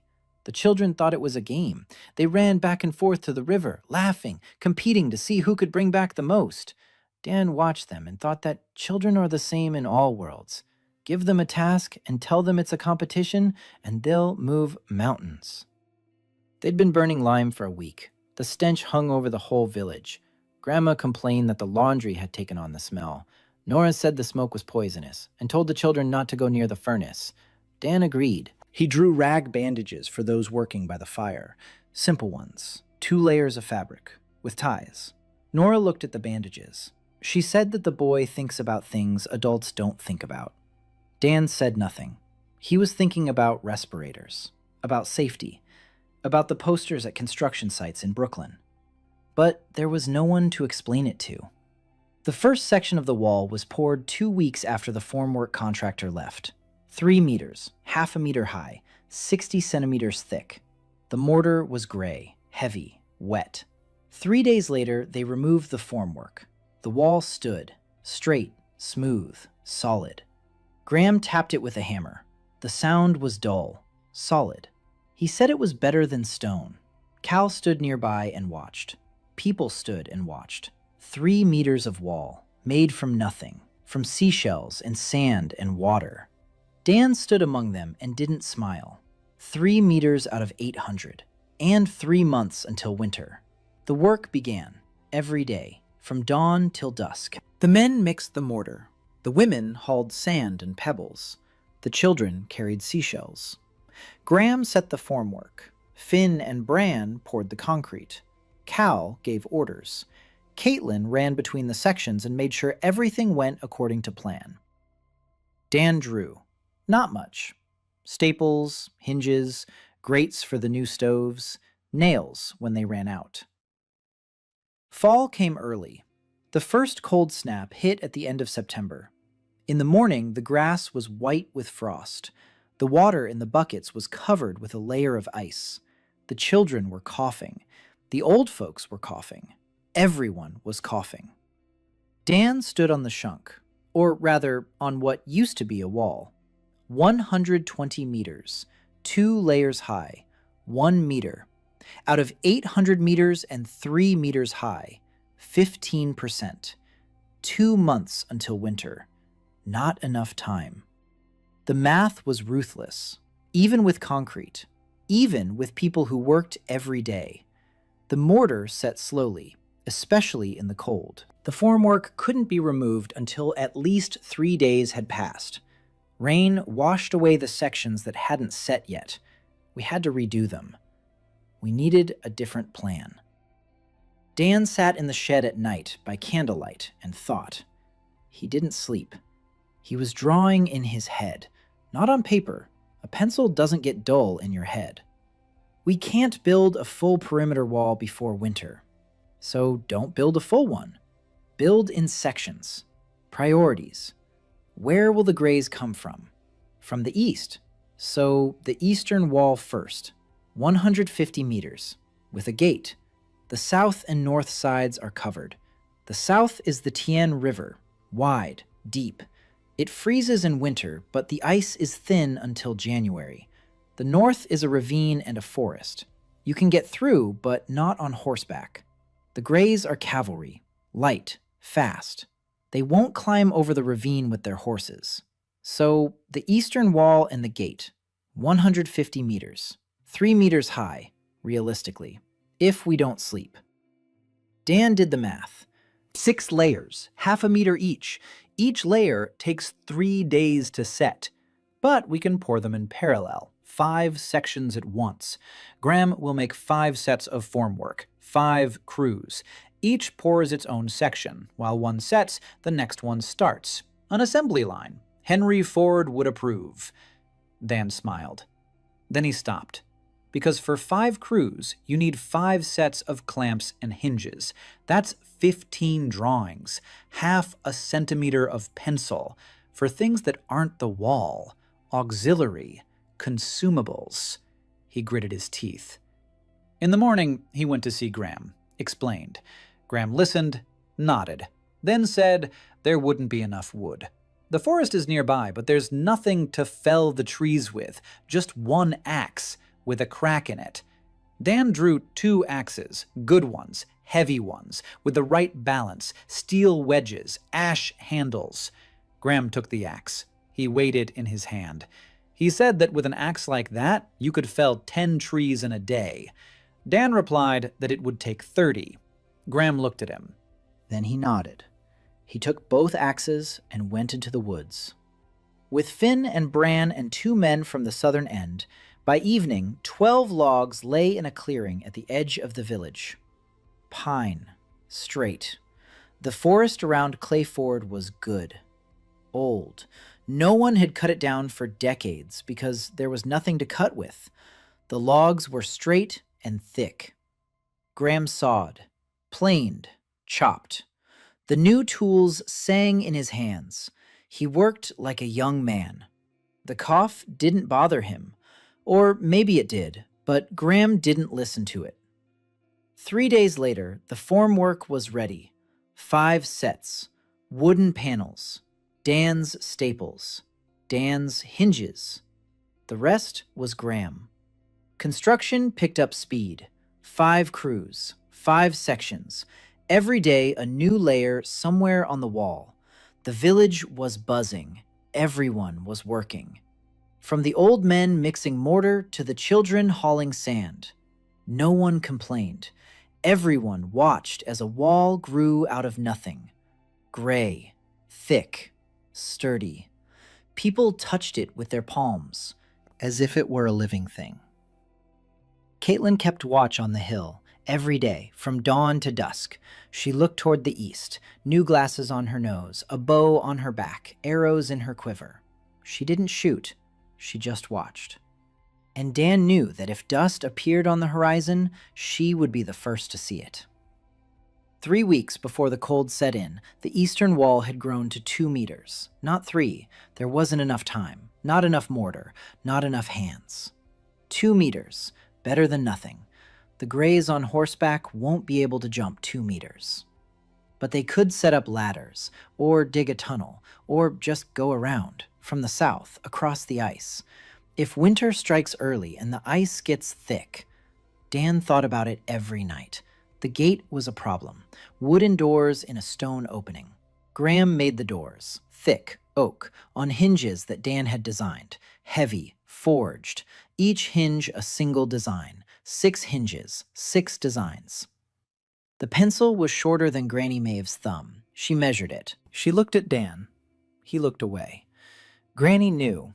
She'd known for a long time. Not how, not what. She just knew that her grandson was doing the impossible, and that the impossible comes at a price. She saw him lying there after work, white, with his eyes closed, with arms like whips. She saw him eating for 2 and still losing weight. She made him broth from a whole chicken, hot, fatty, with onions. She set it by his mattress. He drank it without waking up. She tucked the blanket around him. That one, the woolen one, the one he had drawn for her. Now she was covering him with it.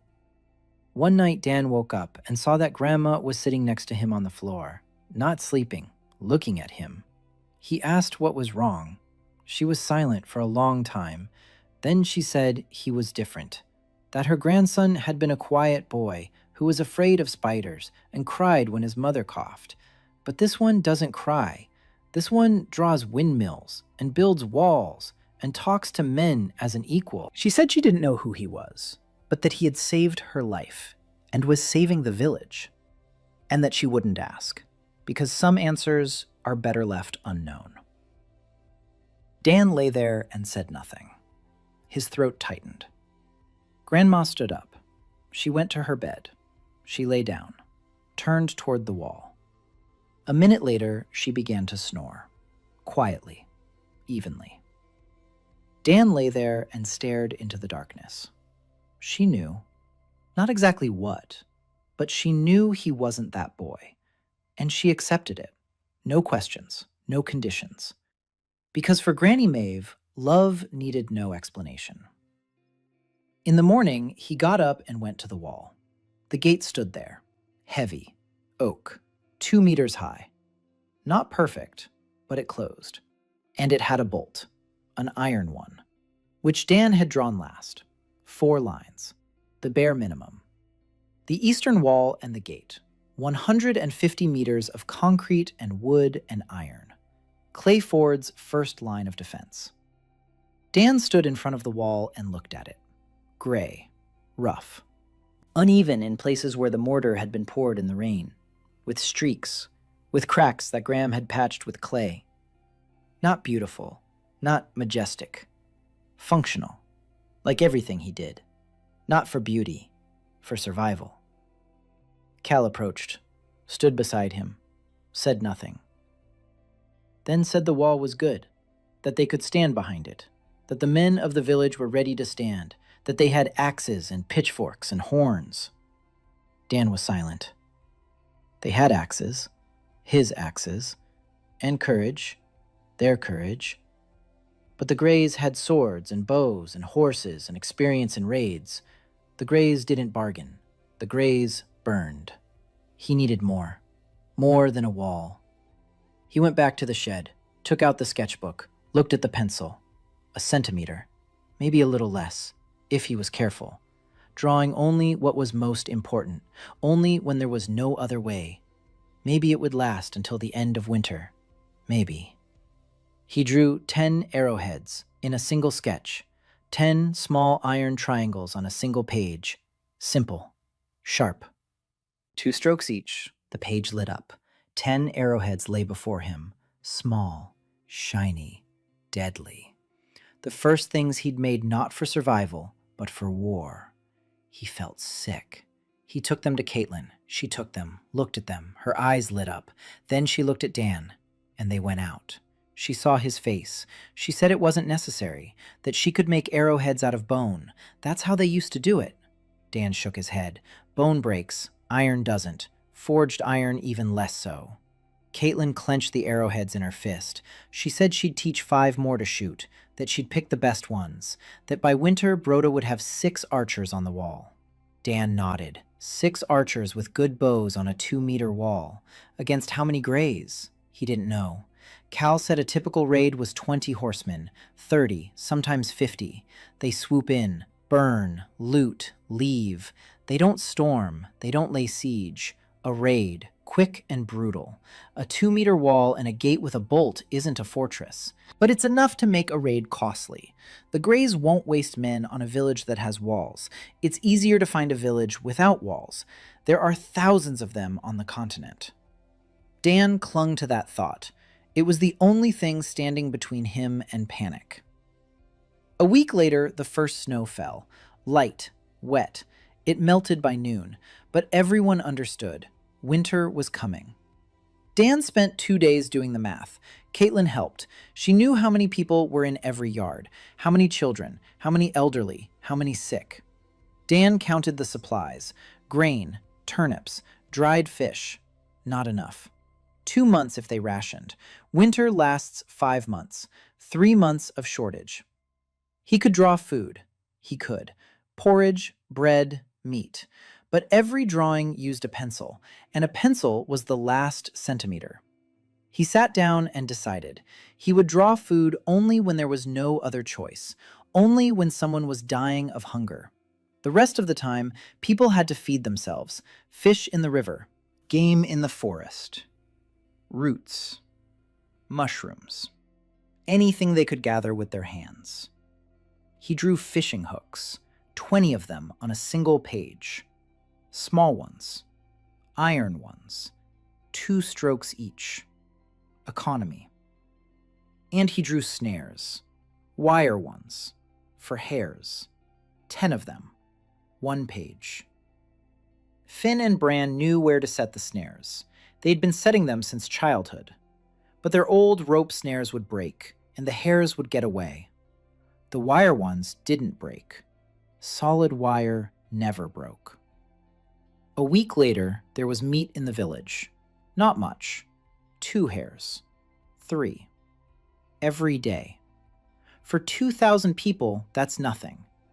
But hare broth with turnips is more than just turnips. It's hope. Nora went around the yards, checking on the children, the elderly, the sick, with her first aid kit, with clean bandages, with soap. She washed her hands before every patient, with hot water.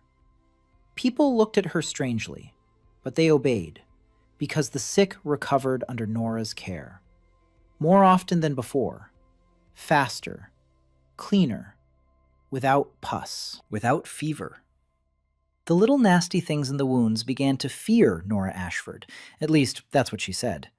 Dan heard this and smirked. Let them be demons. The main thing is to wash your hands. The first real winter hit in November. Snow fell overnight. Thick, white, heavy. In the morning, Dan stepped out of the dugout and didn't recognize the village. White, quiet, smoke from the chimneys, gray roofs under white caps. The children poured out into the street, in felt boots, in woolen scarves that the grandmothers had knitted from yarn made from Dan's drawings. One page, 20 skeins of yarn, coarse, thick, warm. The village grandmothers knitted for 3 weeks without stopping. Every child had a scarf, every old man had a hat. Grandma Maeve had a new shawl, which Dan had drawn for an hour, carefully, from memory. Woolen, dark red, with tassels at the ends. His mom used to wear one like that in Brooklyn.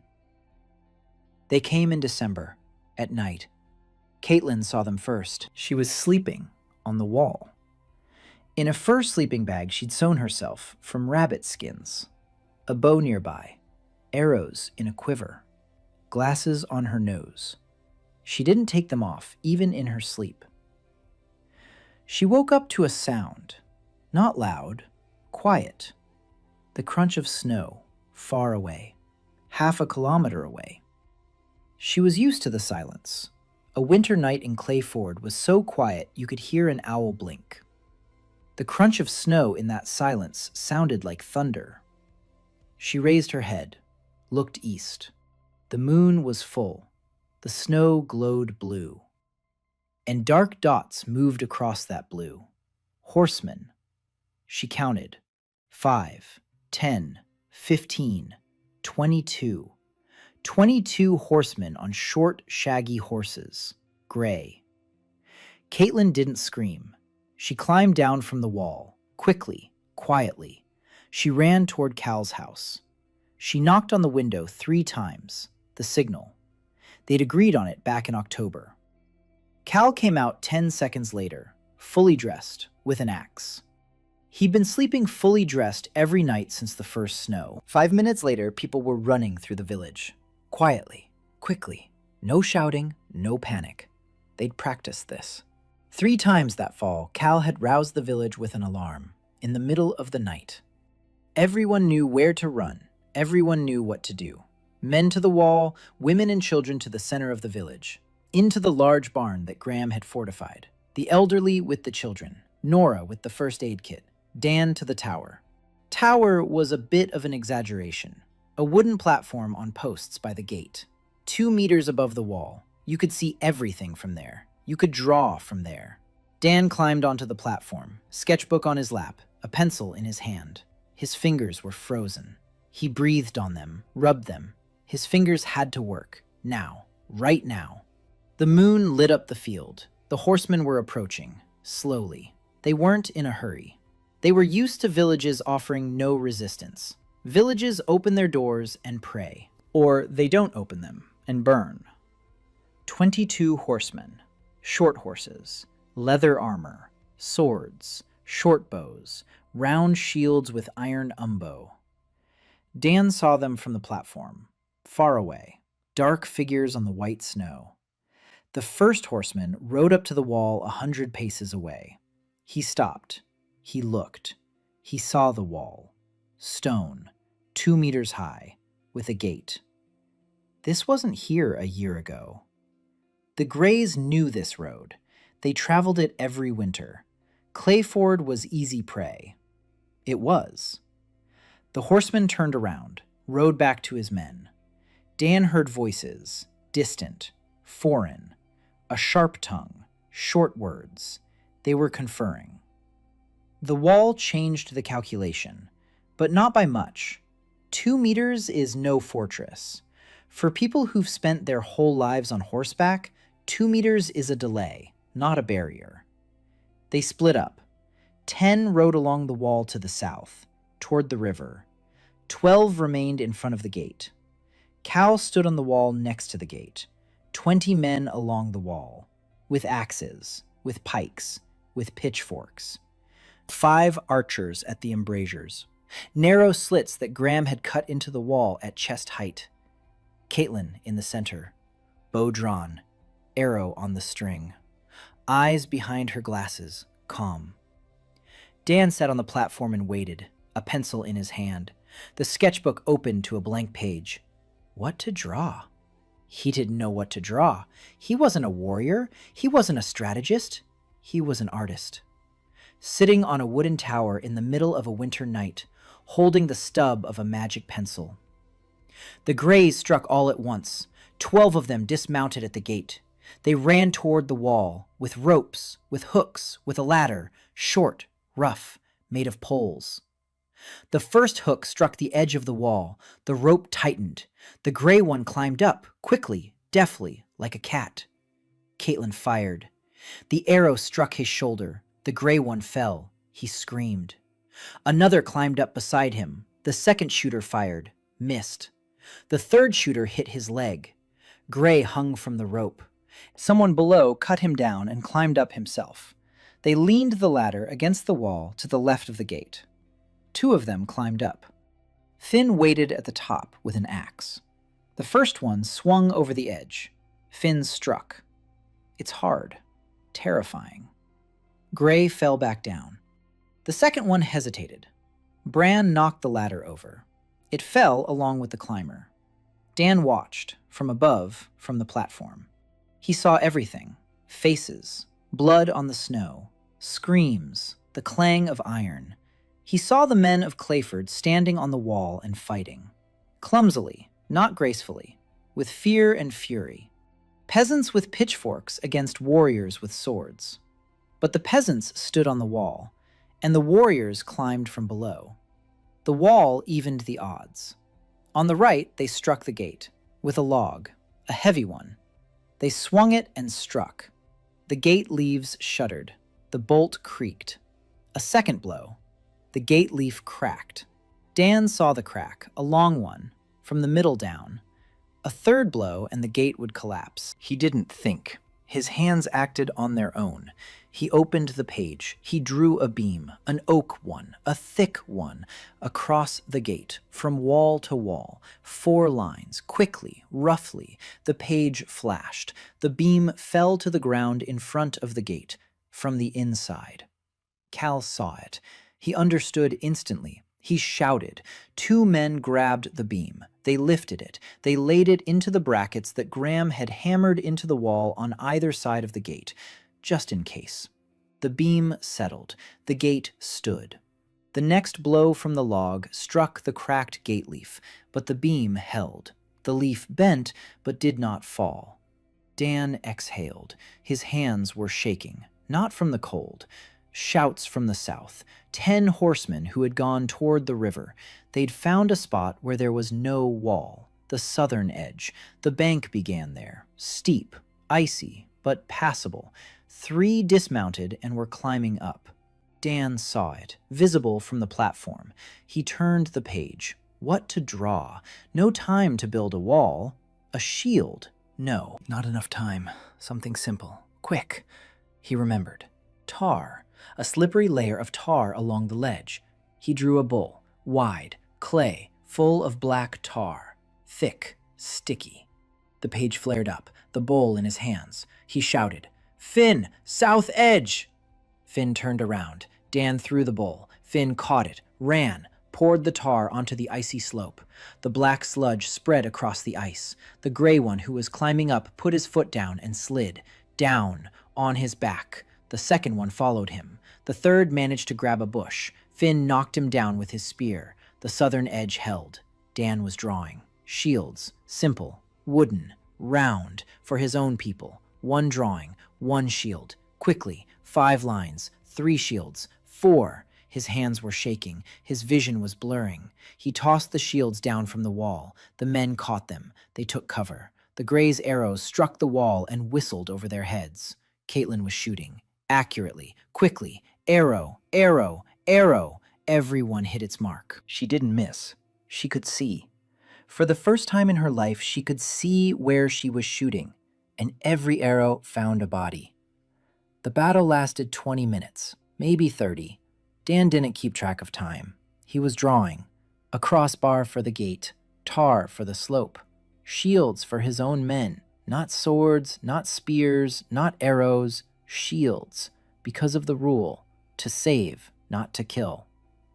The battle was won by men, Catelyn with her bow, Cal with his axe at the gate, Finn and Bran on the southern edge, Graham, who at 62 stood on the wall with a hammer and struck down anyone who climbed over the edge. 20 men from Clayford, peasants, with pitchforks and pikes and the fury of men with children at their backs. The Grey Ones retreated before dawn. They went east.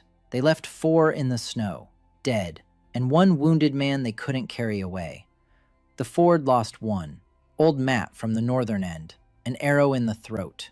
He was standing on the wall next to Cal and didn't have time to duck. He fell silently, didn't scream. Dan saw it from the platform, saw the man standing, and a second later wasn't standing, as if someone had erased him from the picture in a single stroke. Matt, 54 years old, 2 kids, a wife. He came to the wall construction site every day, silently, worked silently, hauled mortar, mixed it, carried stones, never complained, never spoke to Dan, just worked. And now he lay in the snow with his eyes open and an arrow in his throat. Dan climbed down from the scaffold. His legs wouldn't hold him. He sat down in the snow. The sketchbook fell from his lap. The pencil rolled out of his fingers. He sat there and stared at the blood, red on white. Caitlin approached. She stood beside him, silent, the bow in her hand. The bowstring was still quivering. Her face was pale. Her lips were pressed together. She had killed today. How many? 3? 4? She hadn't counted, and she wouldn't count, because if she started counting, she would stop. Nora ran from the barn with a first aid kit. She didn't know Matt was already dead. She ran to save him, because that was all she knew how to do. The morning was gray, quiet. It was snowing, soft, heavy, covering the blood, covering the tracks, covering Matt's body, which had already been carried away. The village was silent. No one was celebrating. Victory didn't feel like a victory. It felt like a bruise, heavy, dull, aching. Dan sat in the shed, alone, with a sketchbook on his lap. He stared at the pencil. Less than a centimeter. He'd used too much overnight. The beam, the resin, the shields. Every drawing was millimeters. Millimeters that couldn't be recovered. After the battle, the village fell silent. Not out of fear, out of heaviness. Matt was buried on the hill behind the eastern wall. Graham hammered together a cross. Matt's wife stood by the grave and didn't cry. The children stood nearby, a 10-year-old boy and a 7-year-old girl, in felt boots, in woolen scarves. Dan stood behind everyone. Caitlin beside him, Nora beside him. Cal was saying something, words about duty and bravery. Dan wasn't listening. He was looking at Matt's boy, at his eyes, dry, empty. The boy wasn't crying because he didn't understand yet. In a week, he would understand. In a month, he would wake up in the night and call for his father, and his father wouldn't answer. Dan knew.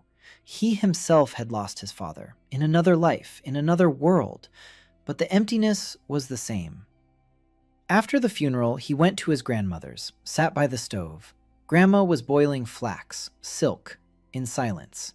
She hadn't been to the funeral. Her legs wouldn't carry her up the snowy hill.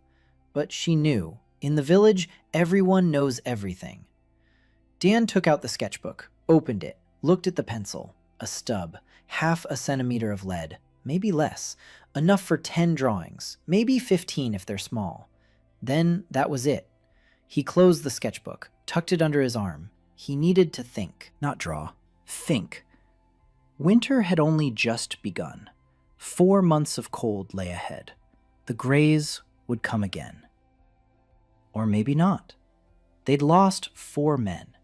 For nomads, that's a lot. They wouldn't return to a village with a wall and guards. Most likely. But most likely wasn't certain. Dan couldn't take the risk. He went to Cal, sat down at the table in his house. Cal poured him some water. Dan spoke plainly. The pencil is running out. Soon he won't be able to create anything. Cal was silent for a long time. Then he asked how much. Dan showed him, 0.5 centimeter. Cal looked at the stub, at the small, charred piece of wood with a lead core. All of Clay Ford, all the wells and roofs and boots and mills and the wall and the gate and the shields and the arrowheads, all of it came from that stub. And now it was running out. Cal said the village would survive, that they had tools, that the wall stood, that the people had learned, that Graham could repair and build, that Nora can heal, that Caitlin can shoot, that the pencil gave them time and skill. And now they're on their own. Dan nodded. He knew that. That was what he'd been striving for, to pass on the craft, to make sure the village could live without him, without the album, without the pencil. But one thought wouldn't leave him alone. The wall is only on the east side. The south is open. The north is open. The west is open. If the Greys come from the other side, if Valmore sends people, if anyone else, he couldn't draw a complete wall. There wouldn't be enough pencil, even for the foundation. So he needed something else. Dan thought for 3 days. He didn't leave the shed. Grandma brought him food. Nora came to check on him. He sent them both away. Caitlin peeked through the crack and said nothing.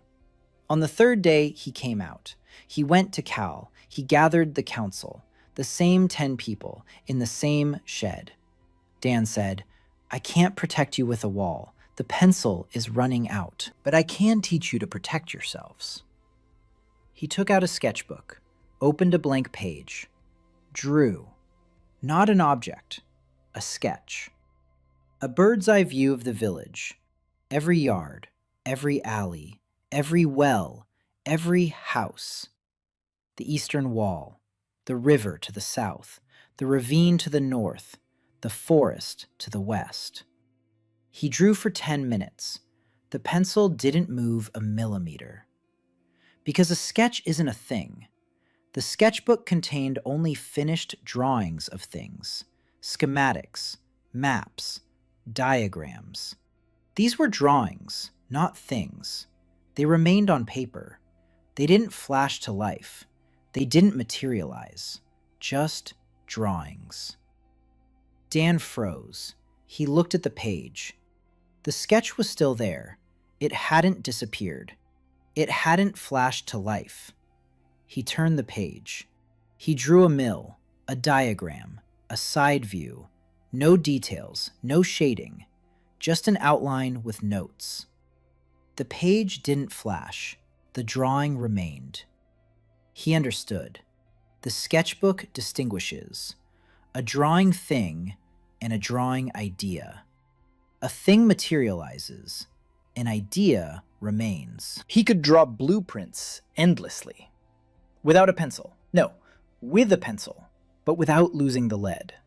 Because the lead was spent only on the embodiment, on the flash, on the materialization. An ordinary drawing took nothing. Dan sat and looked at the drawing, and slowly began to smile. For the first time in a week. He could no longer create things, almost. But he could create knowledge, drawings, schematics, instructions, drawings that explain, that teach, that show how. He turned to the council. He said, "I will teach, I will draw for you, not things, plans, how to build a wall of stone and mortar, how to set up formwork, how to burn lime, how to make snares, how to set traps, how to dig a drainage ditch, how to build a stove that doesn't smoke. Everything I know, on paper, in pictures, for those who can't read. You'll do it yourselves." Nora was the first to nod, then Graham, then Cal, then everyone. Dan started the next day. He sat in the shed from dawn till dusk, drawing, not things, instructions. Page after page, how a lever well works. 5 drawings, side view, top view, cross-section, details, assembly.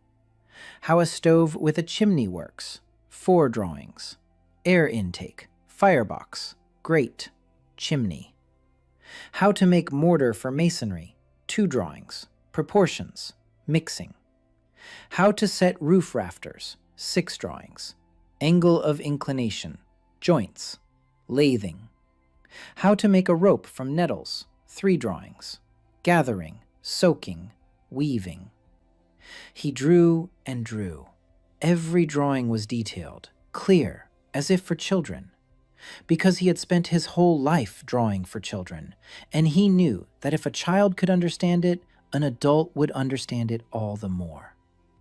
The album did not bring these drawings to life. They remained on the pages, quiet, flat, but alive, because in each of them were 20 years of knowledge.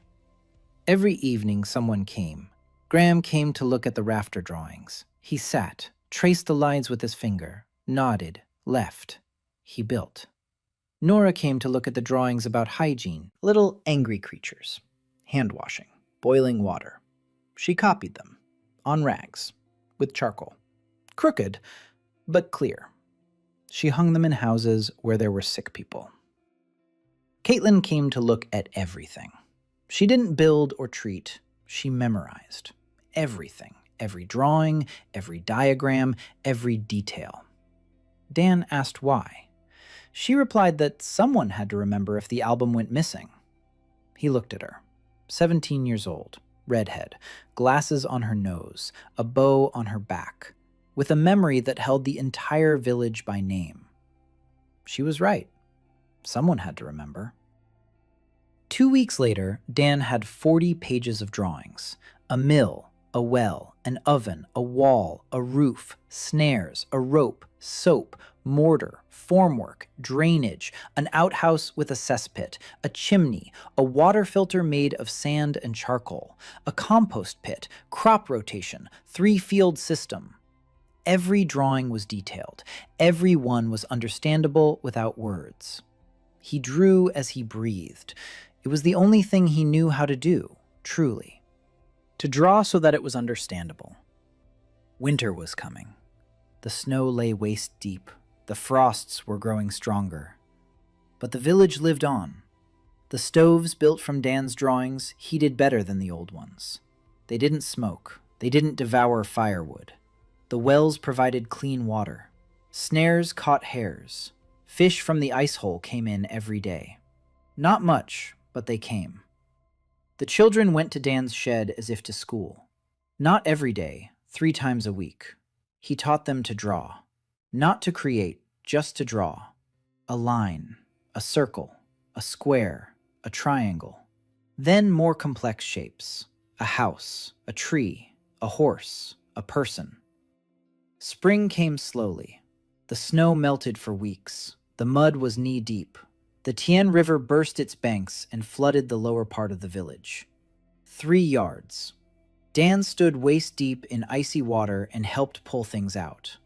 A 12-year-old body, now 13. A year had passed. A whole year in this world. He had grown 3 centimeters. His voice was starting to break. His shoulders had broadened slightly. Every month, his grandmother made a notch on the doorframe.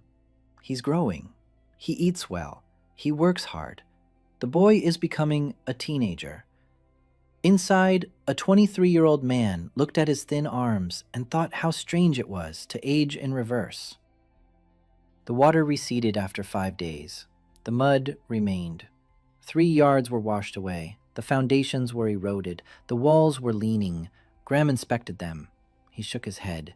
He said it would be easier to build from scratch than to repair. Dan agreed. But not here. Higher up, further from the river. 3 new houses, built to plan, stone foundation, wooden walls, a roof with the right slope, drainage all around. The men built them themselves, following the drawings. Graham supervised. Dan just watched. Sometimes he corrected them, pointed with his finger. The slope is steeper here. The groove is deeper here. Turn that log over here. He didn't draw anything. The pencil lay in his pocket, warm, silent. The last stub. 3 millimeters of lead. For 1 drawing. Maybe 2 if they were very small. As a last resort. Dan saved it like his last bullet. Spring brought more than just water. It brought people. The first refugees arrived in April. a family of 5, a man, a woman, 3 children, from the east, from a village the Greys had burned down in January. They'd been walking for 2 weeks, hungry, barefoot. The children had fevers.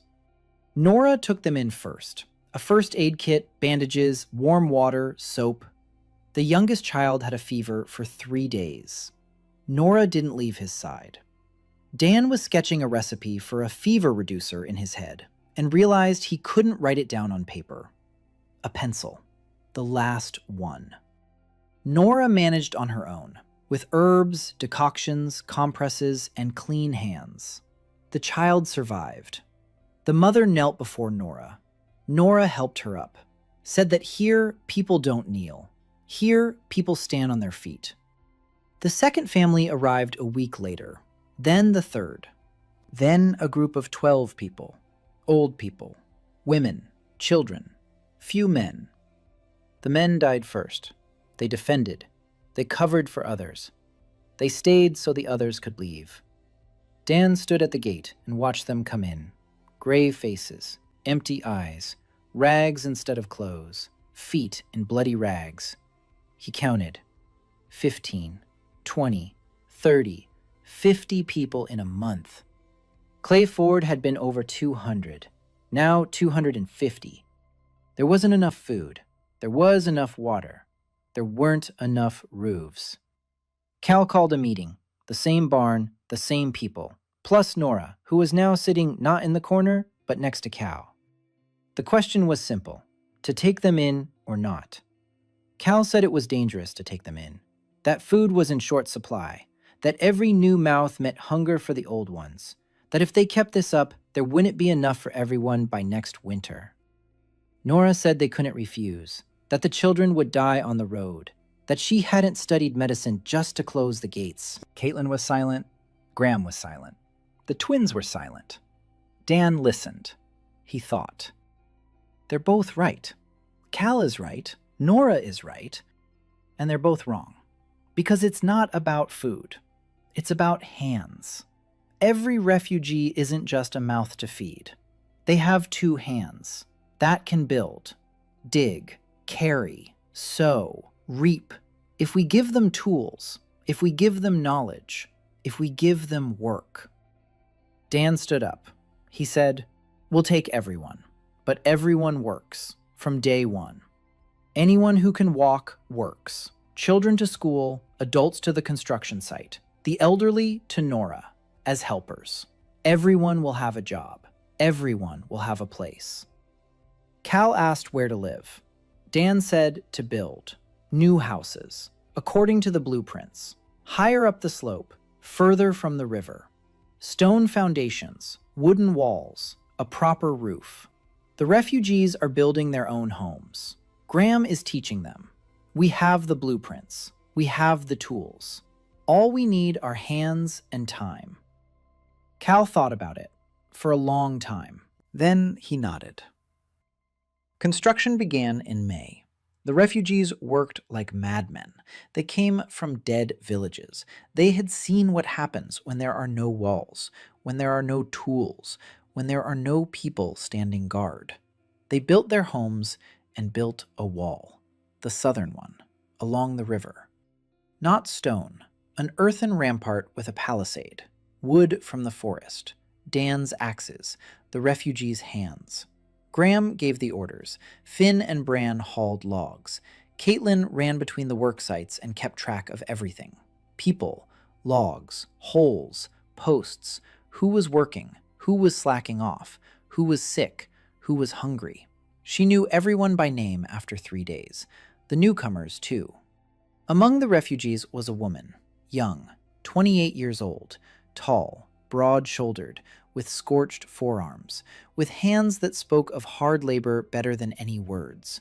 She came alone, without family, without belongings, with a hammer on her shoulder, heavy, rusty, but hers.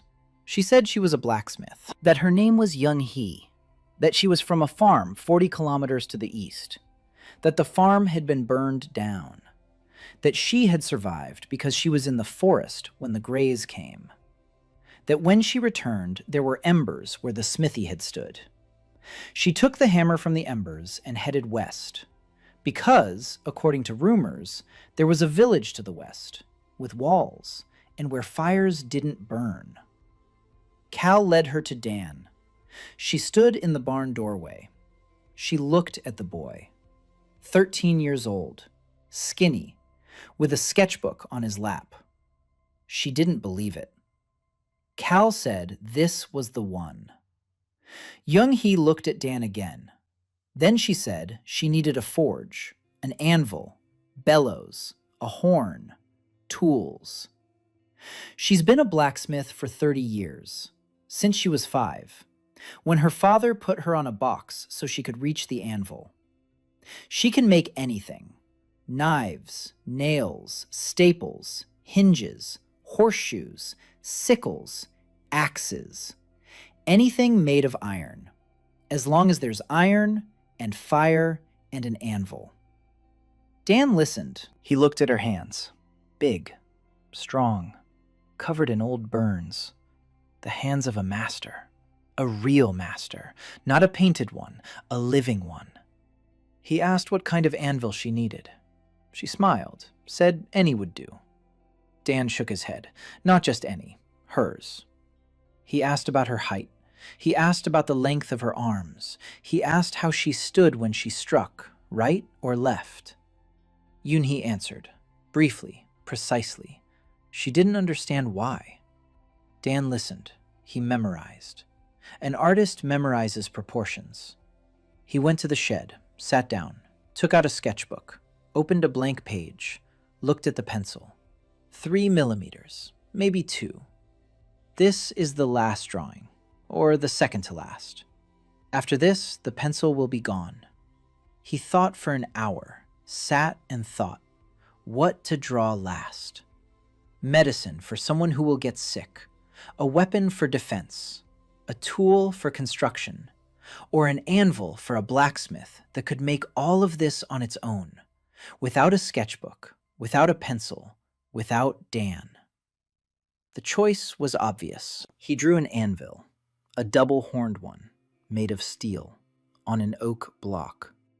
The working surface was 72 centimeters high, to match Yoon-hee's height, to match the length of her arms, to match the angle of the blow. He drew slowly. He thought through every line, every stroke, minimal, precise, no mistakes. Next to it, he drew a set of hammers, 3 of them, different weights. A heavy one for forging, a medium one for shaping, a light one for finishing. Handles to fit her grip, length to fit her arms, balance to fit her swing. The page lit up. The anvil stood on the barn floor, heavy, shiny, perfect. The hammers lay nearby. Dan looked at the pencil, 1 millimeter, maybe 0, maybe the last atom of graphite. He tucked the pencil into his pocket. He stood up. He walked out of the shed. Yoon-hee was standing in the yard, waiting. He told her to come in. She came in. She saw the anvil. She froze. She walked over. She ran her hand over the surface, smooth, cold, heavy. She picked up a hammer, a medium-sized one. She weighed it in her hand. The handle fit perfectly in her palm. Perfect. No gap. She looked at Dan. He knew what she was feeling. He could see it in her eyes. For 30 years, she had worked on other people's anvils. Too high, too low, too light, too heavy. Other people's. But this one was hers, made for her, tailored to her, for the first time in her life. She didn't say a word. She went outside. Dan saw through a crack in the barn wall as she stood in the yard and cried, alone, silently, the hammer in her hand. The next morning, she said 2 words. I'll stay. Then she said a third. Teach. Dan didn't understand. Teach what? She said, teach me what you know. Blueprints, drawings, how you make things. Not magic, understanding. How a thing is put together. Why a nail is this way and not another. Why a hinge bends here and not there. For 30 years she had been forging by her grandfather's memory, out of habit, by tradition, That's how it had always been done. But she didn't know why. Dan understood. He sat down next to her, opened the album. On the pages of the blueprints, he showed her the cross-section of the hinge, the stress in the metal, the point where the bend breaks if it's too thin, the point where the strength is excessive and iron is wasted. Yoon-hee watched. She ran her finger along the lines. Her face remained unchanged, but her eyes burned.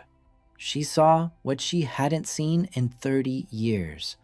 The reason, not how, why. The following week, Yoon-hee forged her first knife in the new smithy, on Dan's anvil, with Dan's hammer, according to Dan's blueprint, but with her own hands. The knife was good.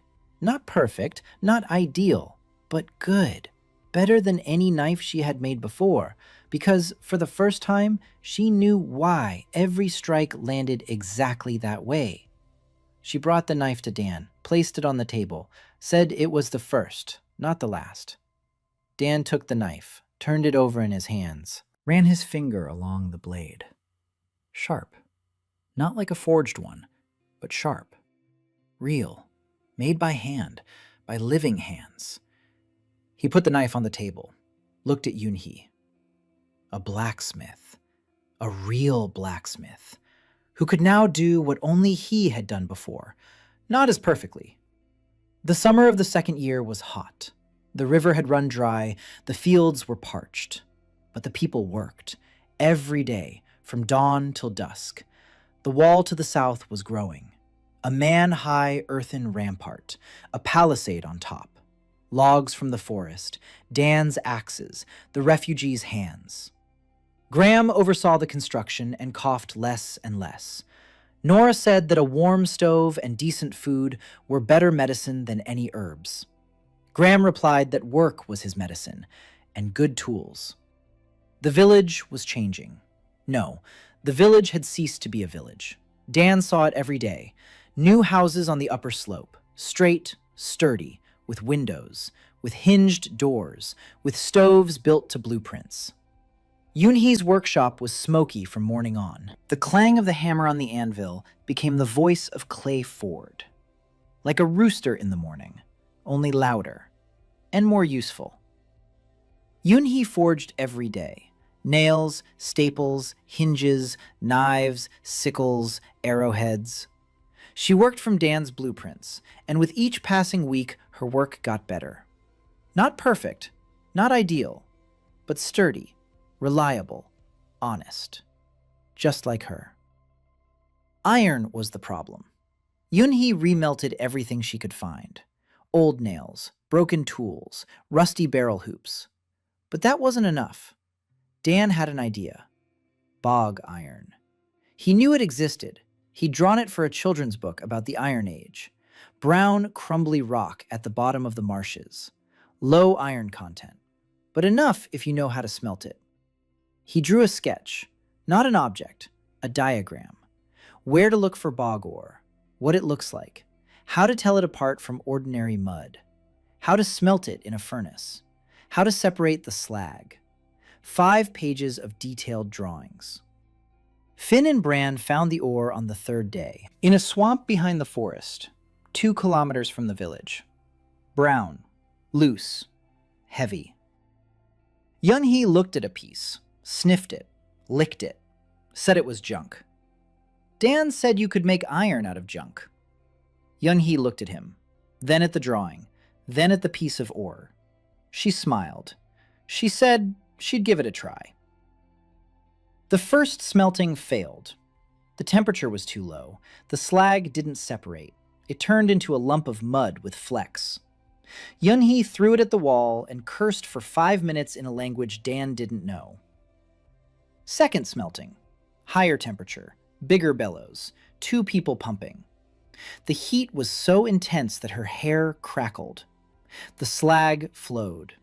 Inside was iron. Dirty, porous, but iron.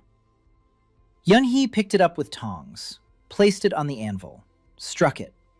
The metal yielded, soft, weak, but it gave way. She forged it. 10 blows, 20, 100. She folded it, forged it again, folded it again, forged it again. The old method, the traditional way. Fold and forge until the impurities are gone and the iron becomes iron. 4 hours later, she held a bar in her hands. Small, fist-sized, dark, but sturdy. She tested it for bending. It didn't break. She tested it for impact. It rang out. Iron. Real iron. From the swamp mud. Yoonhee looked at Dan. Something burned in her eyes. Not gratitude. Hunger. The hunger of a master who had seen an endless supply of material. The swamp was vast. There was plenty of ore. Enough iron to last for years. The clay Ford forge became independent. Dan no longer drew nails and staples. Yoonhee made them herself, from her own iron, on her own anvil. Every day, 10 nails, 20, 30. Graham couldn't keep up with the demand. Construction picked up speed. New houses, new fences, a gate at the western entrance, a gate at the northern one. Clay Ford was growing walls and houses like rings on a tree, a little more each month, a little stronger, a little livelier. In July, more refugees arrived. 27 people. Then another 40. Then a group of 60, a large one, with children, with old people, with 3 carts carrying everything they'd managed to save. Rags, pots, a sack of grain, a dead goat. They had walked from a village 200 kilometers to the east. The village wasn't burned by the Greys. The village was burned by soldiers of House Valmore for non-payment of taxes. Dan stood at the gate and listened. A man with a scorched face was telling the story. They came at dawn. They gave them an hour to pack up. Then they set it on fire. Whoever didn't leave burned to death. Whoever left was chased down the road. Go wherever you want, just get far away, so others could see what happens when you don't pay. Dan listened and felt something heavy rising inside him. Not anger. Anger is hot. This was cold, like ice, like steel, understanding. Valmore isn't the enemy. Valmore is the system. A system that runs on fear and hunger and force. And the slips of paper in the collector's leather book. Dan accepted them. All of them. By the end of summer, 400 people lived in Clay Ford. There wasn't enough food. He knew that. Cal knew that. Everyone knew that. But the fields were plowed with new plows and sown on time, and the drainage ditches carried the water away, and the rye stood green and thick. Not perfect, but better than last year. Much better. And the vegetable gardens. Dan drew up plans for the beds, raised, with compost, with the right spacing between rows. The women planted turnips and onions and carrots and peas, according to the plans, with compost from the outhouses. A closed cycle. Dan didn't explain where the compost came from. He just said that the earth needed food, just like people. The women didn't argue. The earth ate and responded with a harvest. Little Sora came every day. She drew, with charcoal on boards, then on birch bark, then on scraps of leather that Yoonhee gave her from the smithy. Dan taught her. Perspective, proportions, light and shadow, how the eye perceives volume, how a line creates form, how empty space speaks no less than what is filled. She listened, silently, intently, and she drew.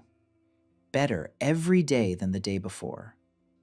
At 11, she was drawing hands, human hands, the most difficult thing for an artist, and she was getting it right. Not perfectly, but the fingers bent, the joints were in place, the palm had weight.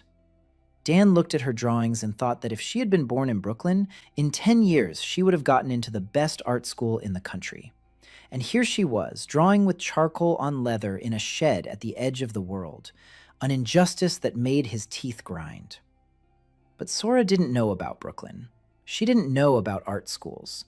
She knew she was drawing, and that she drew well, and that was enough for her.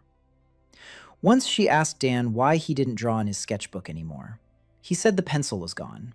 She asked, "What about a new one?" He said the sketchbook only accepts its own pencil. She thought for a moment. Then she said, "What if we draw a pencil?" Dan froze. He looked at her. Draw a pencil. In the sketchbook. With a pencil. To bring a pencil to life, which would become a new tool for the sketchbook. He hadn't thought about it. Not once in a year. Because the pencil had run out, and he accepted that as a given. Like death. Like a law. The pencil was gone, so it was gone. And the 11-year-old girl asked, "What if we draw it?" He took out the sketchbook. He looked at the stub. 1 millimeter, maybe 0, maybe an atom. He hadn't tried drawing in 3 months. He'd been saving it for an emergency. But what if the emergency isn't an illness or a fight? What if the emergency is right now? Sora stood nearby, watching, waiting. Dan opened a blank page, one of the last ones. He looked at the pencil. He twirled it between his fingers. He closed his eyes. He remembered. The pencil. Charred. With a lead. What kind of lead? Graphite and clay. What proportions? He didn't know, but he knew what it looked like. In August, an emissary from the Guild of Creators arrived. Without warning, without an entourage, alone, on a gray mule, in a dusty, hooded cloak. She stopped at the gate and asked for water. Caitlin was on watch on the wall. She saw her a mile away, a lone figure on the road, unarmed, unescorted. A woman, about 45, maybe 50. A gaunt face, sharp eyes, gray streaks in dark hair. Hands. Dan saw her hands first, when she took the water jug from Caitlin. Long fingers, slender, calluses on the pads. Hands accustomed to holding delicate tools, a pen, a chisel, a needle. The hands of a creator. He knew it right away, from her hands, from the way she held the mug, not grabbing it, accepting it, the way one accepts a fragile thing, the way an artist takes another's work, with respect for the form. She said her name was Adelina Cross, that she was from Havenmark, that she was traveling through the province, studying crafts, gathering information for the guild. A routine inspection, once every 10 years. Dan didn't believe a word of it. The Creators Guild doesn't send members to inspect villages. The Creators Guild sits in its workshops in the capitals and doesn't even know that villages exist. 200 creators for the entire continent. They don't have time for rough roads and gray mules. She didn't come to inspect the crafts. She came to inspect him. Someone told them. Someone saw tiles that were too smooth, or a knife that was too sharp, or boots that were too sturdy at the fair. Someone touched the finished item and sensed it. The creator's mark. A stranger's. Strange. Not guild-made. Adelina Cross had come to find the source. Cal had put her up in the guest house, the new one, built from Dan's blueprints. Stone foundation, wooden walls, a stove, windows with shutters. She looked around the house, ran her finger along the wall, along the stone foundation, along the hinges on the door. Dan watched from around the corner. He saw her stop at the hinge, touch it, turn it. The hinge was Yoon Hee's, not a materialized one, an ordinary one, forged. Adelina let go of the hinge. She moved on. She didn't find it. Yoon Hee's hinge bore no trace, because Yoon Hee is a blacksmith, not a creator. Her things are ordinary, talented, but ordinary. Dan exhaled, but he knew this was only the beginning. Adelina walked around the village for 3 days. She talked to people. She touched objects, wells, walls, tools. She was polite, quiet, smiling, but her eyes were searching, constantly, like a hunter who knows the game is nearby but sees no tracks. On the second day, she reached the mill. She stopped, placed her hand on the millstone, and froze. Dan stood 20 paces away. His heart stopped. The millstone, embodied, drawn, bearing the artist's mark. Adelina stood with her hand on the stone and didn't move. A minute. 2. 3. Then she took her hand away, turned around, looked around. Her eyes were different, not searching, knowing. She had found it. Dan left, quickly, quietly. He went to see Cal, told him she'd found the mill. Cal turned pale, asked what to do. Dan said he didn't know, not yet. We need to figure out what she wants. That evening, Adelina came to the village headman's house. She asked for supper. Cal invited her in. Seated at the table were Cal, Caitlin, Nora, Dan, and Granny Maeve.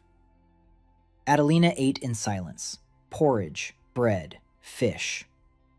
Then she looked up. She looked at Cal. She said the village was wonderful, that she hadn't seen anything like it in 20 years of service, that the wells and walls and houses were of a standard of craftsmanship unheard of in the provinces, that the mill was something she, as a member of the Guild of Creators, was obligated to document, because the millstones bore the mark of an embodiment, and that mark did not belong to any of the 193 registered creators on the continent. Silence. Cal was silent. Caitlin clenched her fist under the table. Nora turned pale. Granny Maeve poured Adeline some water. Calmly, as if nothing had happened, Adeline continued. She said the guild wants to know, not to punish, to know. Because a new creator is an event that hasn't happened in 40 years. The last time the gift manifested was in a boy in the capital of House Raven. The guild took him in, trained him. He became a creator. He's been serving for 20 years. He builds bridges, good bridges. If there's a new creator in Clayford, the guild wants to find him, to train him, to give him a workshop, resources, protection, in exchange for work according to the canon. She said this while looking at Cal, but Dan saw that her eyes kept drifting toward him, toward the boy, the 13-year-old, who was sitting at the table and saying nothing. She suspected. Or knew. It didn't matter. Cal answered, slowly, carefully. He said there was no maker in the village, that the mill had been built by a visiting craftsman for a fee a long time ago, that he had left, that they didn't know where. Adelina listened, nodded, didn't believe him. It was obvious. She stood up, thanked them for dinner. She walked to the door, stopped, turned around. She looked at Dan, straight at him. She said the boy had interesting hands, for a village child, long fingers with calluses on the pads, like someone who draws a lot. She went out. Dan sat there, not moving. The old woman was clearing the table. Nora stood up and went out onto the porch. Caitlin exhaled. Cal rubbed his face. She knew. She hadn't proven it, but she knew. And she'd leave and write a report, and the guild would send someone else. Or maybe not. Maybe they'd forget. Maybe they'd decide the village wasn't worth the effort. Maybe, but most likely not.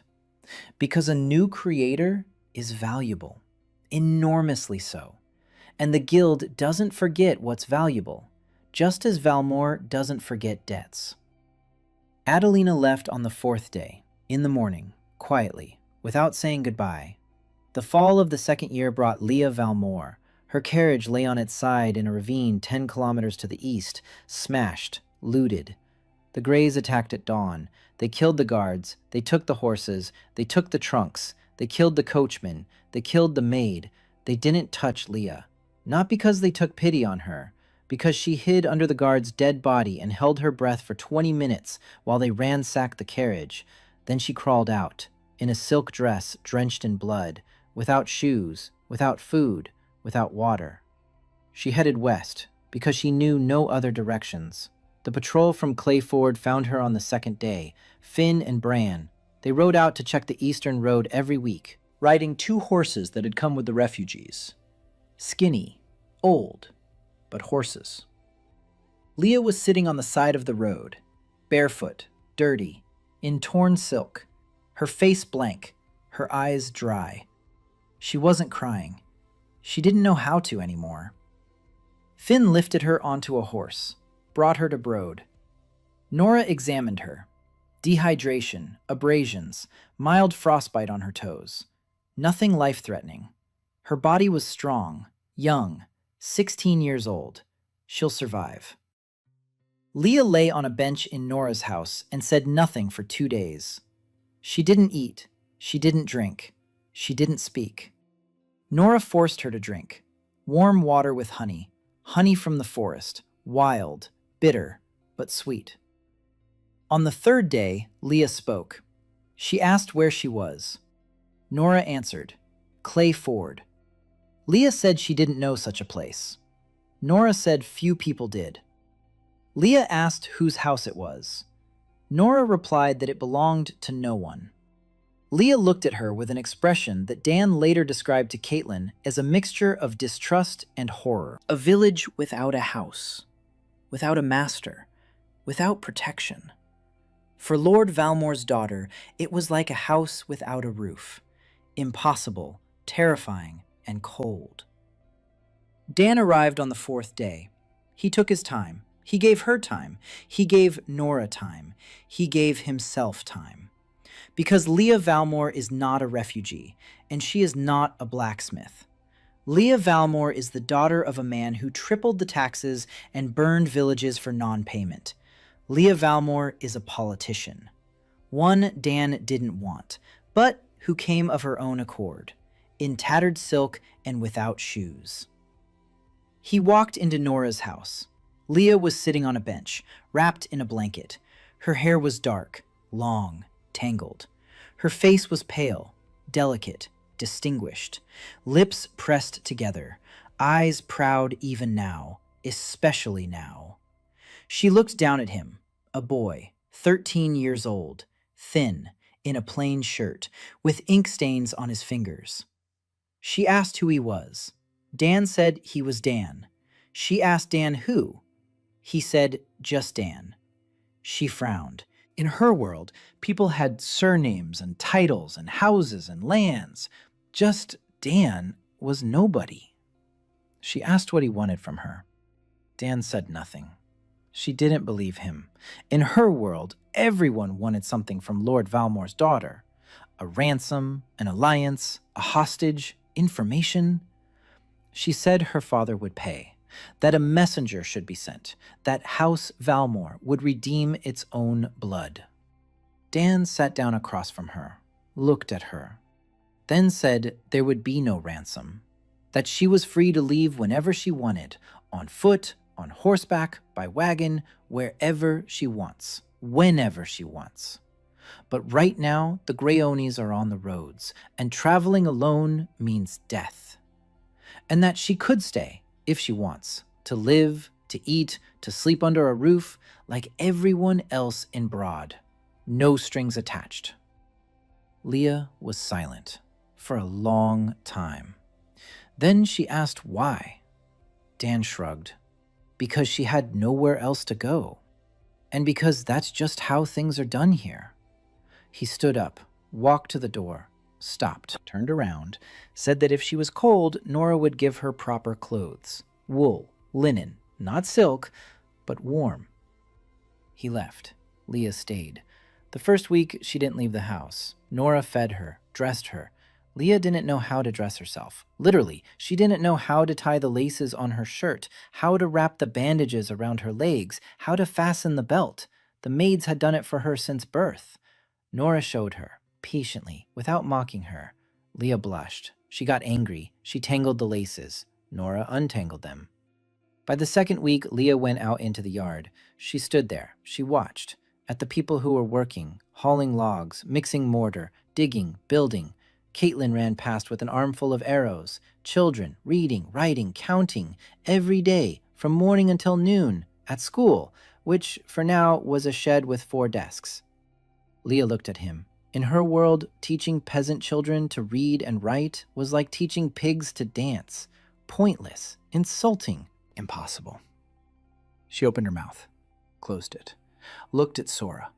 The girl was sitting on the floor, drawing a human hand on a piece of leather.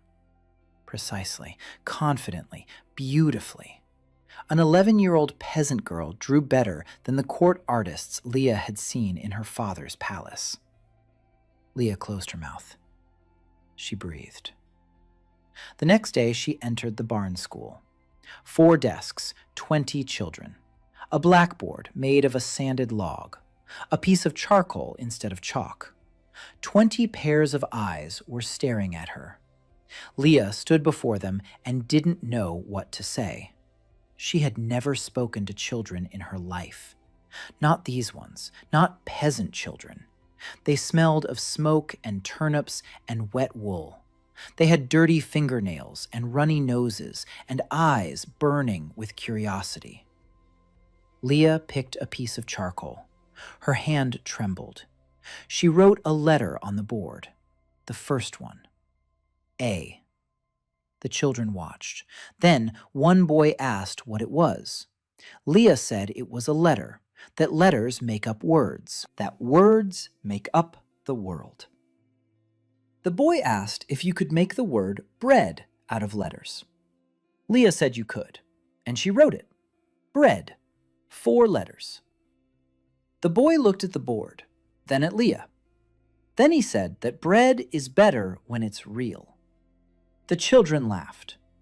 Leah stood there, not knowing what to do. Then she laughed too. For the first time in a month. Dan stood by the door and listened, and smiled. Leah taught every day. Letters in the morning, numbers in the afternoon. In the evening, she sat with Nora and was silent. Then she started talking, softly, about home, about her father, about the engagement to a 60-year-old ally that she had rejected, about the scandal, about being sent to the waters in the province, which turned out to be a road straight to the Greys. She spoke and Nora listened, as best she could, silently, with tea, with rosehip. Once, Dan stopped by Nora's in the evening. Leah was sitting by the stove, with a mug. He looked at her. Then he went to his shed. He drew a sketch. Not an object. He didn't have a pencil for objects. A sketch. A clay mug. With a handle. Wide. Warm. For a hot drink. He gave the sketch to Yoonhee. Yoonhee said she was a blacksmith, not a potter. Dan said anyone could shape clay. Yoonhee said then let Graham do it. Graham said he was a carpenter, not a potter. Dan said then he would do it himself. And he sat down, and he molded a mug out of clay. Crooked, skewed, with a handle that had shifted to one side. He fired it in the kiln. The mug turned out. Not pretty, but sturdy. He poured hot water with honey and dried berries into it. He didn't have any cocoa. Cocoa didn't grow on the continent of Asterion. But berries with honey were almost the same, if you closed your eyes. He took the mug to Leah. She took it. She looked at the crooked handle, at the crooked sides. She tasted it. Hot, sweet, berry-flavored. She drank in small sips, silently. Then she said that at her father's palace, they served her cocoa in a silver bowl, with foam, with cinnamon, and that a crooked clay mug with berries was better. Dan didn't know why it was better, but he could see that Leah wasn't lying. She became part of the Ford, slowly, clumsily, like a person learning to walk all over again. She didn't know how to stoke the stove. She learned. She didn't know how to do laundry. She learned. She didn't know how to cook, but she taught herself. She walked through the village in rough clothes and bandages and taught the children letters and numbers. And every evening she drank berry tea from a crooked mug. Once, Caitlin showed her a pocket in her dress. Leah didn't understand. Caitlin explained. A sewn-in pouch. You can put things inside. A coin, a handkerchief, a pebble, anything. Leah looked at the pocket and couldn't understand why. Aristocratic ladies didn't have pockets. The maids carried everything. Caitlin said you could keep in the pocket what you didn't want called by another name. Leah slipped her hand into the pocket. She felt the bottom, clenched her fingers. She stood like that for a minute. Then she pulled her hand out. Nothing in her fist. But her face had changed. She was smiling. Winter came again. The second one. A harsh one. The snow fell early, in October. Deep. Wet. Then the frost bit and the snow froze into a crust. The river froze over. Clay Ford was covered by a white blanket. Dan stood on the wall and counted. 430 people. New houses, new walls, the southern rampart, the northern palisade, the western gate, the smithy, the school, the mill, the granary, the cellar with turnips and carrots and onions. 4 months' worth of supplies. 5 months of winter. 1 month of shortage. Better than last year, but not enough. Fish under the ice, snares in the forest, hunters every day. Finn and Bran and 3 men from among the refugees, with bows, with spears, with a dog that had strayed into the village in September. Skinny, red-haired, with 1 ear. Caitlin named her Arrow. The dog caught hares better than any snare. Winter dragged on, dark, long, but different, not like the first one. The first one was terrifying, unknown, the enemy behind the wall, hunger around the corner, death at every turn. The second one was a time of work, familiar, hard but understandable. People knew what to do, knew how to heat the house, how to save firewood, how to store food, how to treat a cold, how to wash their hands. Little bits of knowledge that Dan had put into their heads through diagrams and drawings and endless explanations. They worked, without him, without the sketchbook, without a pencil. Yoon-hee forged, Graham built, Nora healed, Caitlin guarded, Leah taught, Granny Maeve baked. The village lived. Dan sat in the barn and drew, not in a sketchbook, on birch bark, with charcoal, blueprints for spring, a watermill, a big one, on the river, so they wouldn't have to grind by hand, so the grain would go through on its own. A sawmill, a lever-operated one, so Graham wouldn't have to saw every log by hand. A bridge across the Tien, a stone one, an arched one, like a Roman bridge. He knew what a Roman bridge looked like. He drew for 3 different books. A bridge is a connection to the other bank, to other villages, to trade, to the world. A village can't live in isolation forever. It needs neighbors. It needs merchants. It needs roads. It needs a bridge. He drew the bridge for a week. Every stone, every arch, every joint. Graham will come in the spring and say, it's impossible. Dan will say, it's possible, and show him the drawing. And Graham will scratch the back of his head and say, okay, we'll try. As always. One evening, Dan sat alone. Grandma was asleep. The candle was burning down. He opened the sketchbook. Not for drawing, the pencil is dead. Just for reading. His blueprints, his drawings. He flipped through page after page. A mill, a well, a furnace, a wall, drainage, crop rotation. 40 pages of knowledge. His knowledge, drawn by his hand. He turned another page and froze. In the margins, at the bottom, in small print, a drawing that he hadn't drawn. Lines, thin, someone else's. A different handwriting, a different hand. The drawing depicted a mill, his mill, the one he had drawn 8 months ago. But the view was different, not from the side, not from above, from the inside. As if someone had drawn the mill from a point inside the millstone. Dan stared at the drawing. His heart was pounding. He turned another page. Another drawing, in the margins, small, someone else's. A well. His well, but seen from below, from the depths, as if someone were standing at the bottom of the well and looking up at the ring of sky. Another page. Another drawing. A wall, his wall, but not from the outside or the inside. In cross-section, every layer of mortar, every pebble, every void, as if someone could see right through the wall. Dan flipped through the pages. There were drawings on every third page, small, subtle, hidden in the margins, between his sketches. He hadn't noticed them because he wasn't looking, because he hadn't opened the sketchbook in months. Someone had been drawing in his sketchbook. Someone had seen what he had seen and drawn it in their own way, from a different angle, from a different vantage point, from the inside, from below, through. Dan closed the sketchbook. His hands were shaking, not from the cold. He remembered.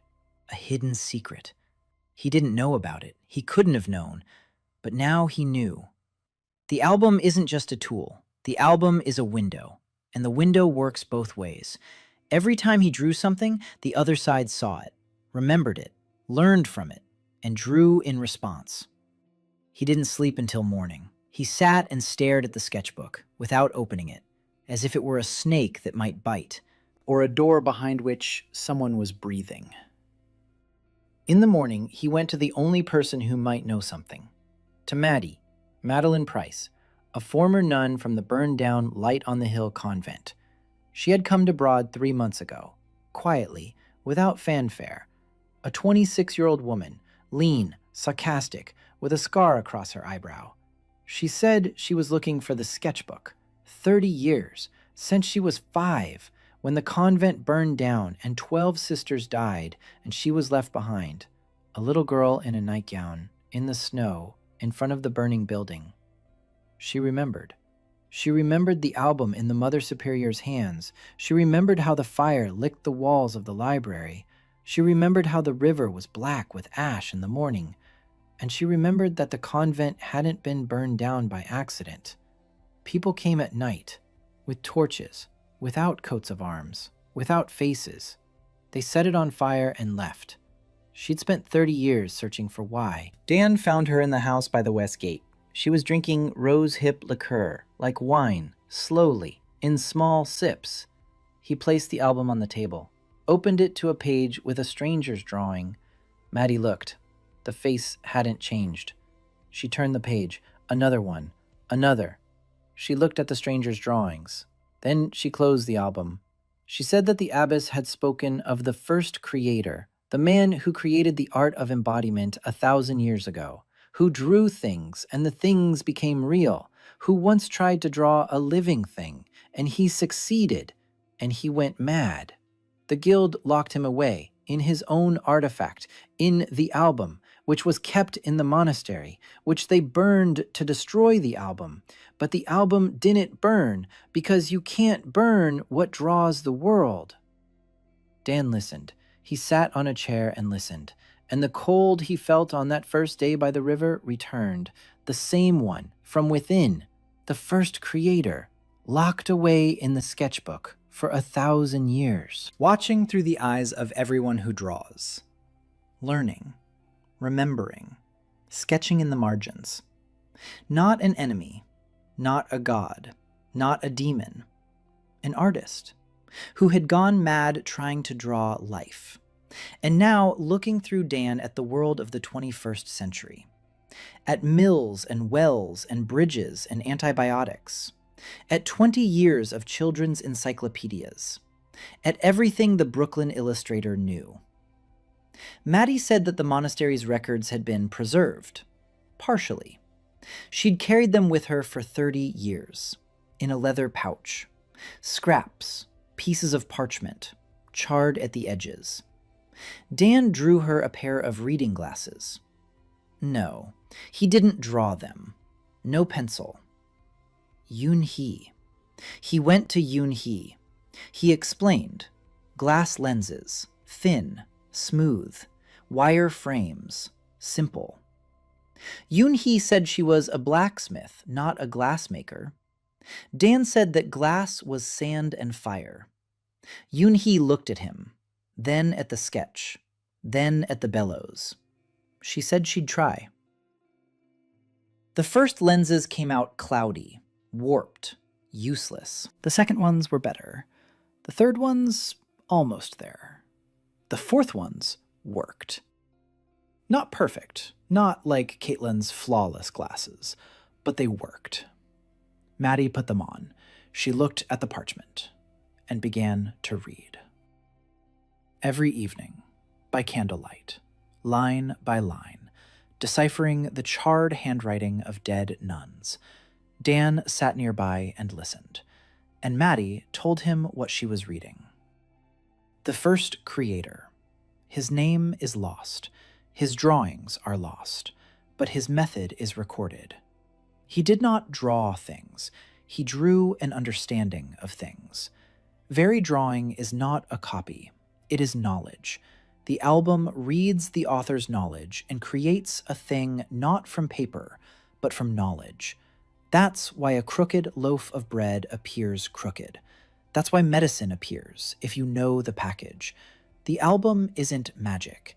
The album is a bridge between what you know and what is.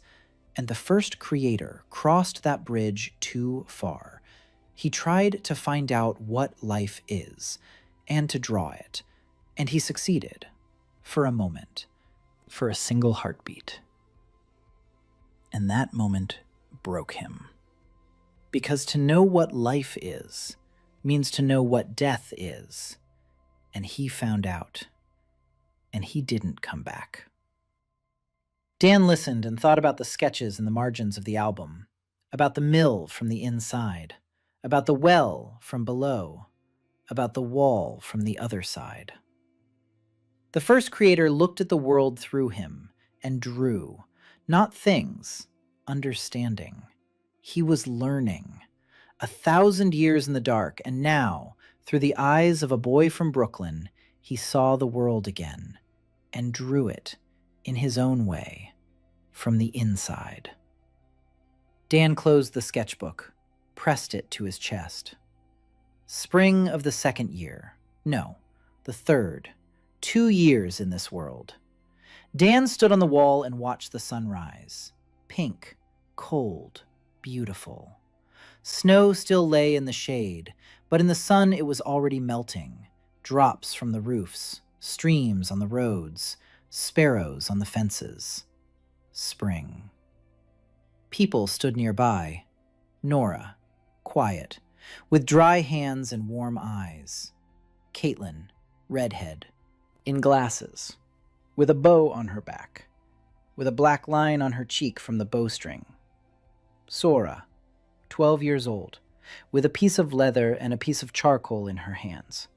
She was drawing the sunrise, right now, standing on the wall.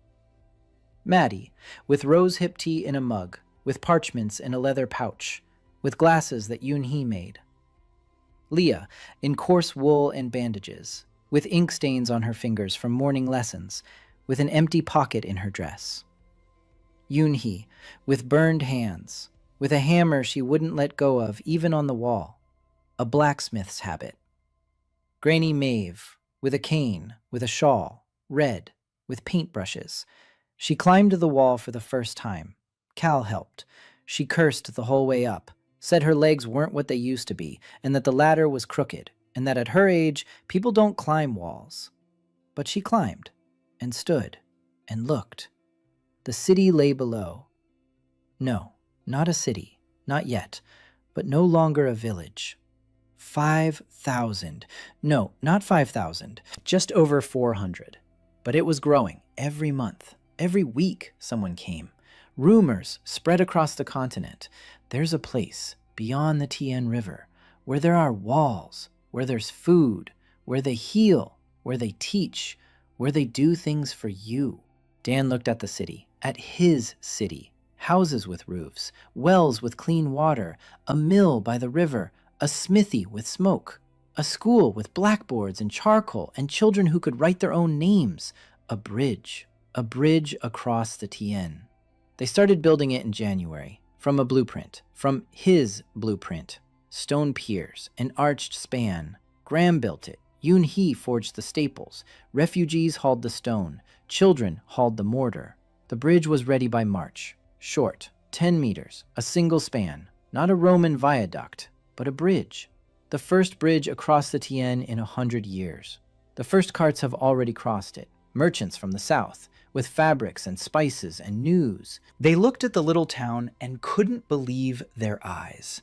A destitute village by the river, 120 households, mud, turnips, not a single literate person. That was 2 years ago. Now there are stone walls and a bridge and a blacksmith shop and a school and people in warm shoes. The merchants paid for lodging, with silver, the first silver in the history of Clay Ford. Cal counted the coins and couldn't believe it. Dan stood on the wall and thought. 2 years, 730 days. He came into this world a naked boy with a soggy bundle in his hands, with a sketchbook and a pencil. The pencil was Portine. The sketchbook is full of drawings and other people's sketches in the margins. The things he created stand all over the village. They don't fade, they don't break, they don't age. The millstone turns just like on the first day. Granny Maeve's boots are as soft as on the first day. Yoon-hee's anvil rings out like on the first day. But standing nearby are things made by hands. Human hands. Yoon-hee's nails, Graham's rafters, Nora's bandages, Leah's letters on the blackboard, Sora's drawings on leather, Caitlin's arrows in the target, Grandma Maeve's pie. Embodied and alive right here. Like two banks of the same river, connected by a bridge, which they all built together. He took out the album, opened it. He looked at the stranger's drawings in the margins. Small, quiet, someone else's. The first creator watched from the darkness and drew the world. His world. Their world. Dan wasn't afraid of him, didn't hate him, understood him. An artist locked inside his own work for 1,000 years, seeing the light only through someone else's eyes, drawing only in the margins of someone else's blueprints. Lonely, like Dan on his first day on the shore, only 1,000 times longer. Maddie said the first creator was dangerous, that he had gone mad, that if he got out, the world wouldn't survive. Dan wasn't sure. Maybe he was dangerous. Maybe not. Maybe he just wants to draw. Like Dan, like Sora, like any artist. Just to draw and see the drawing come to life. He closed the sketchbook, pressed it to his chest, then opened it again. On the last blank page, he looked at the pencil. Dead. Empty. Not a millimeter of lead left. But he picked it up anyway. He placed it on the paper and tried. Not to draw, to write. One word. His hand moved. The pencil left no mark. Empty. Dead. But his hand moved, and on the paper, slowly, quietly, lines appeared. Not from his pencil, from within, from below, from the depths of the page, as if someone on the other side of the paper was running a finger across it and leaving a mark. Letters. No, a drawing. Familiar. A mill. His mill. But whole. Complete. With details he didn't know. With a mechanism inside that he didn't understand. With gears he hadn't drawn. The first creator was finishing his work. Completing it. Finalizing it. Not destroying it. Not breaking it. Helping. Dan looked at the drawing, and he understood. This is not an enemy.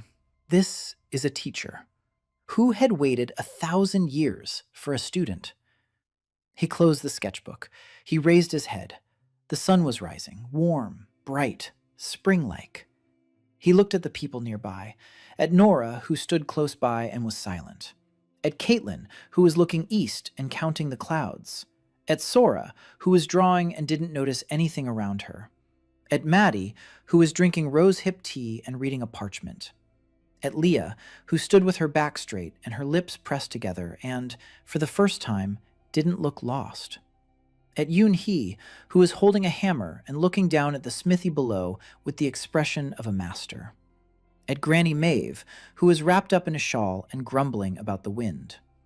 Then he looked down, at the town, at the houses, at the streets, at the people, at the children who were already running to school, in boots, wooden, with letters, in his handwriting. The pencil left no trace, but lines appeared, from the inside, from the other side. The first creator was drawing with him, his hand and a hand from the depths of the sketchbook. Two artists, one drawing, a sign, simple letters, Brod na tien. They make it for you here. The page lit up, for the first time in 6 months, a warm golden light. The sign materialized in Dan's hands, wooden, heavy, with letters burned so deep that neither rain, nor wind, nor time could erase them. He hung it above the gate, by himself. He stood on Finn's shoulders. He nailed it down with Yoonhee's nails, straight, secure. The letters faced east, toward the road where people came, refugees, merchants, travelers, enemies, everyone. Brod na tien. Here, they make it for you. Nora stood below. She looked at the sign. She was silent. Caitlin stood beside her, a bow on her back, glasses on her nose. She was smiling. Sora was drawing the sign on a piece of leather, quickly, precisely, beautifully. Maddie was drinking rosehip tea. Leah stood with her in her pockets. Yes, in her pockets. Yoonhee stood with a hammer. Granny Maeve stood with a cane, in a shawl, a red one, with tassels. She looked at the sign, then at Dan. Then she said the letters were a bit crooked, that her grandson could have tried harder. Dan laughed.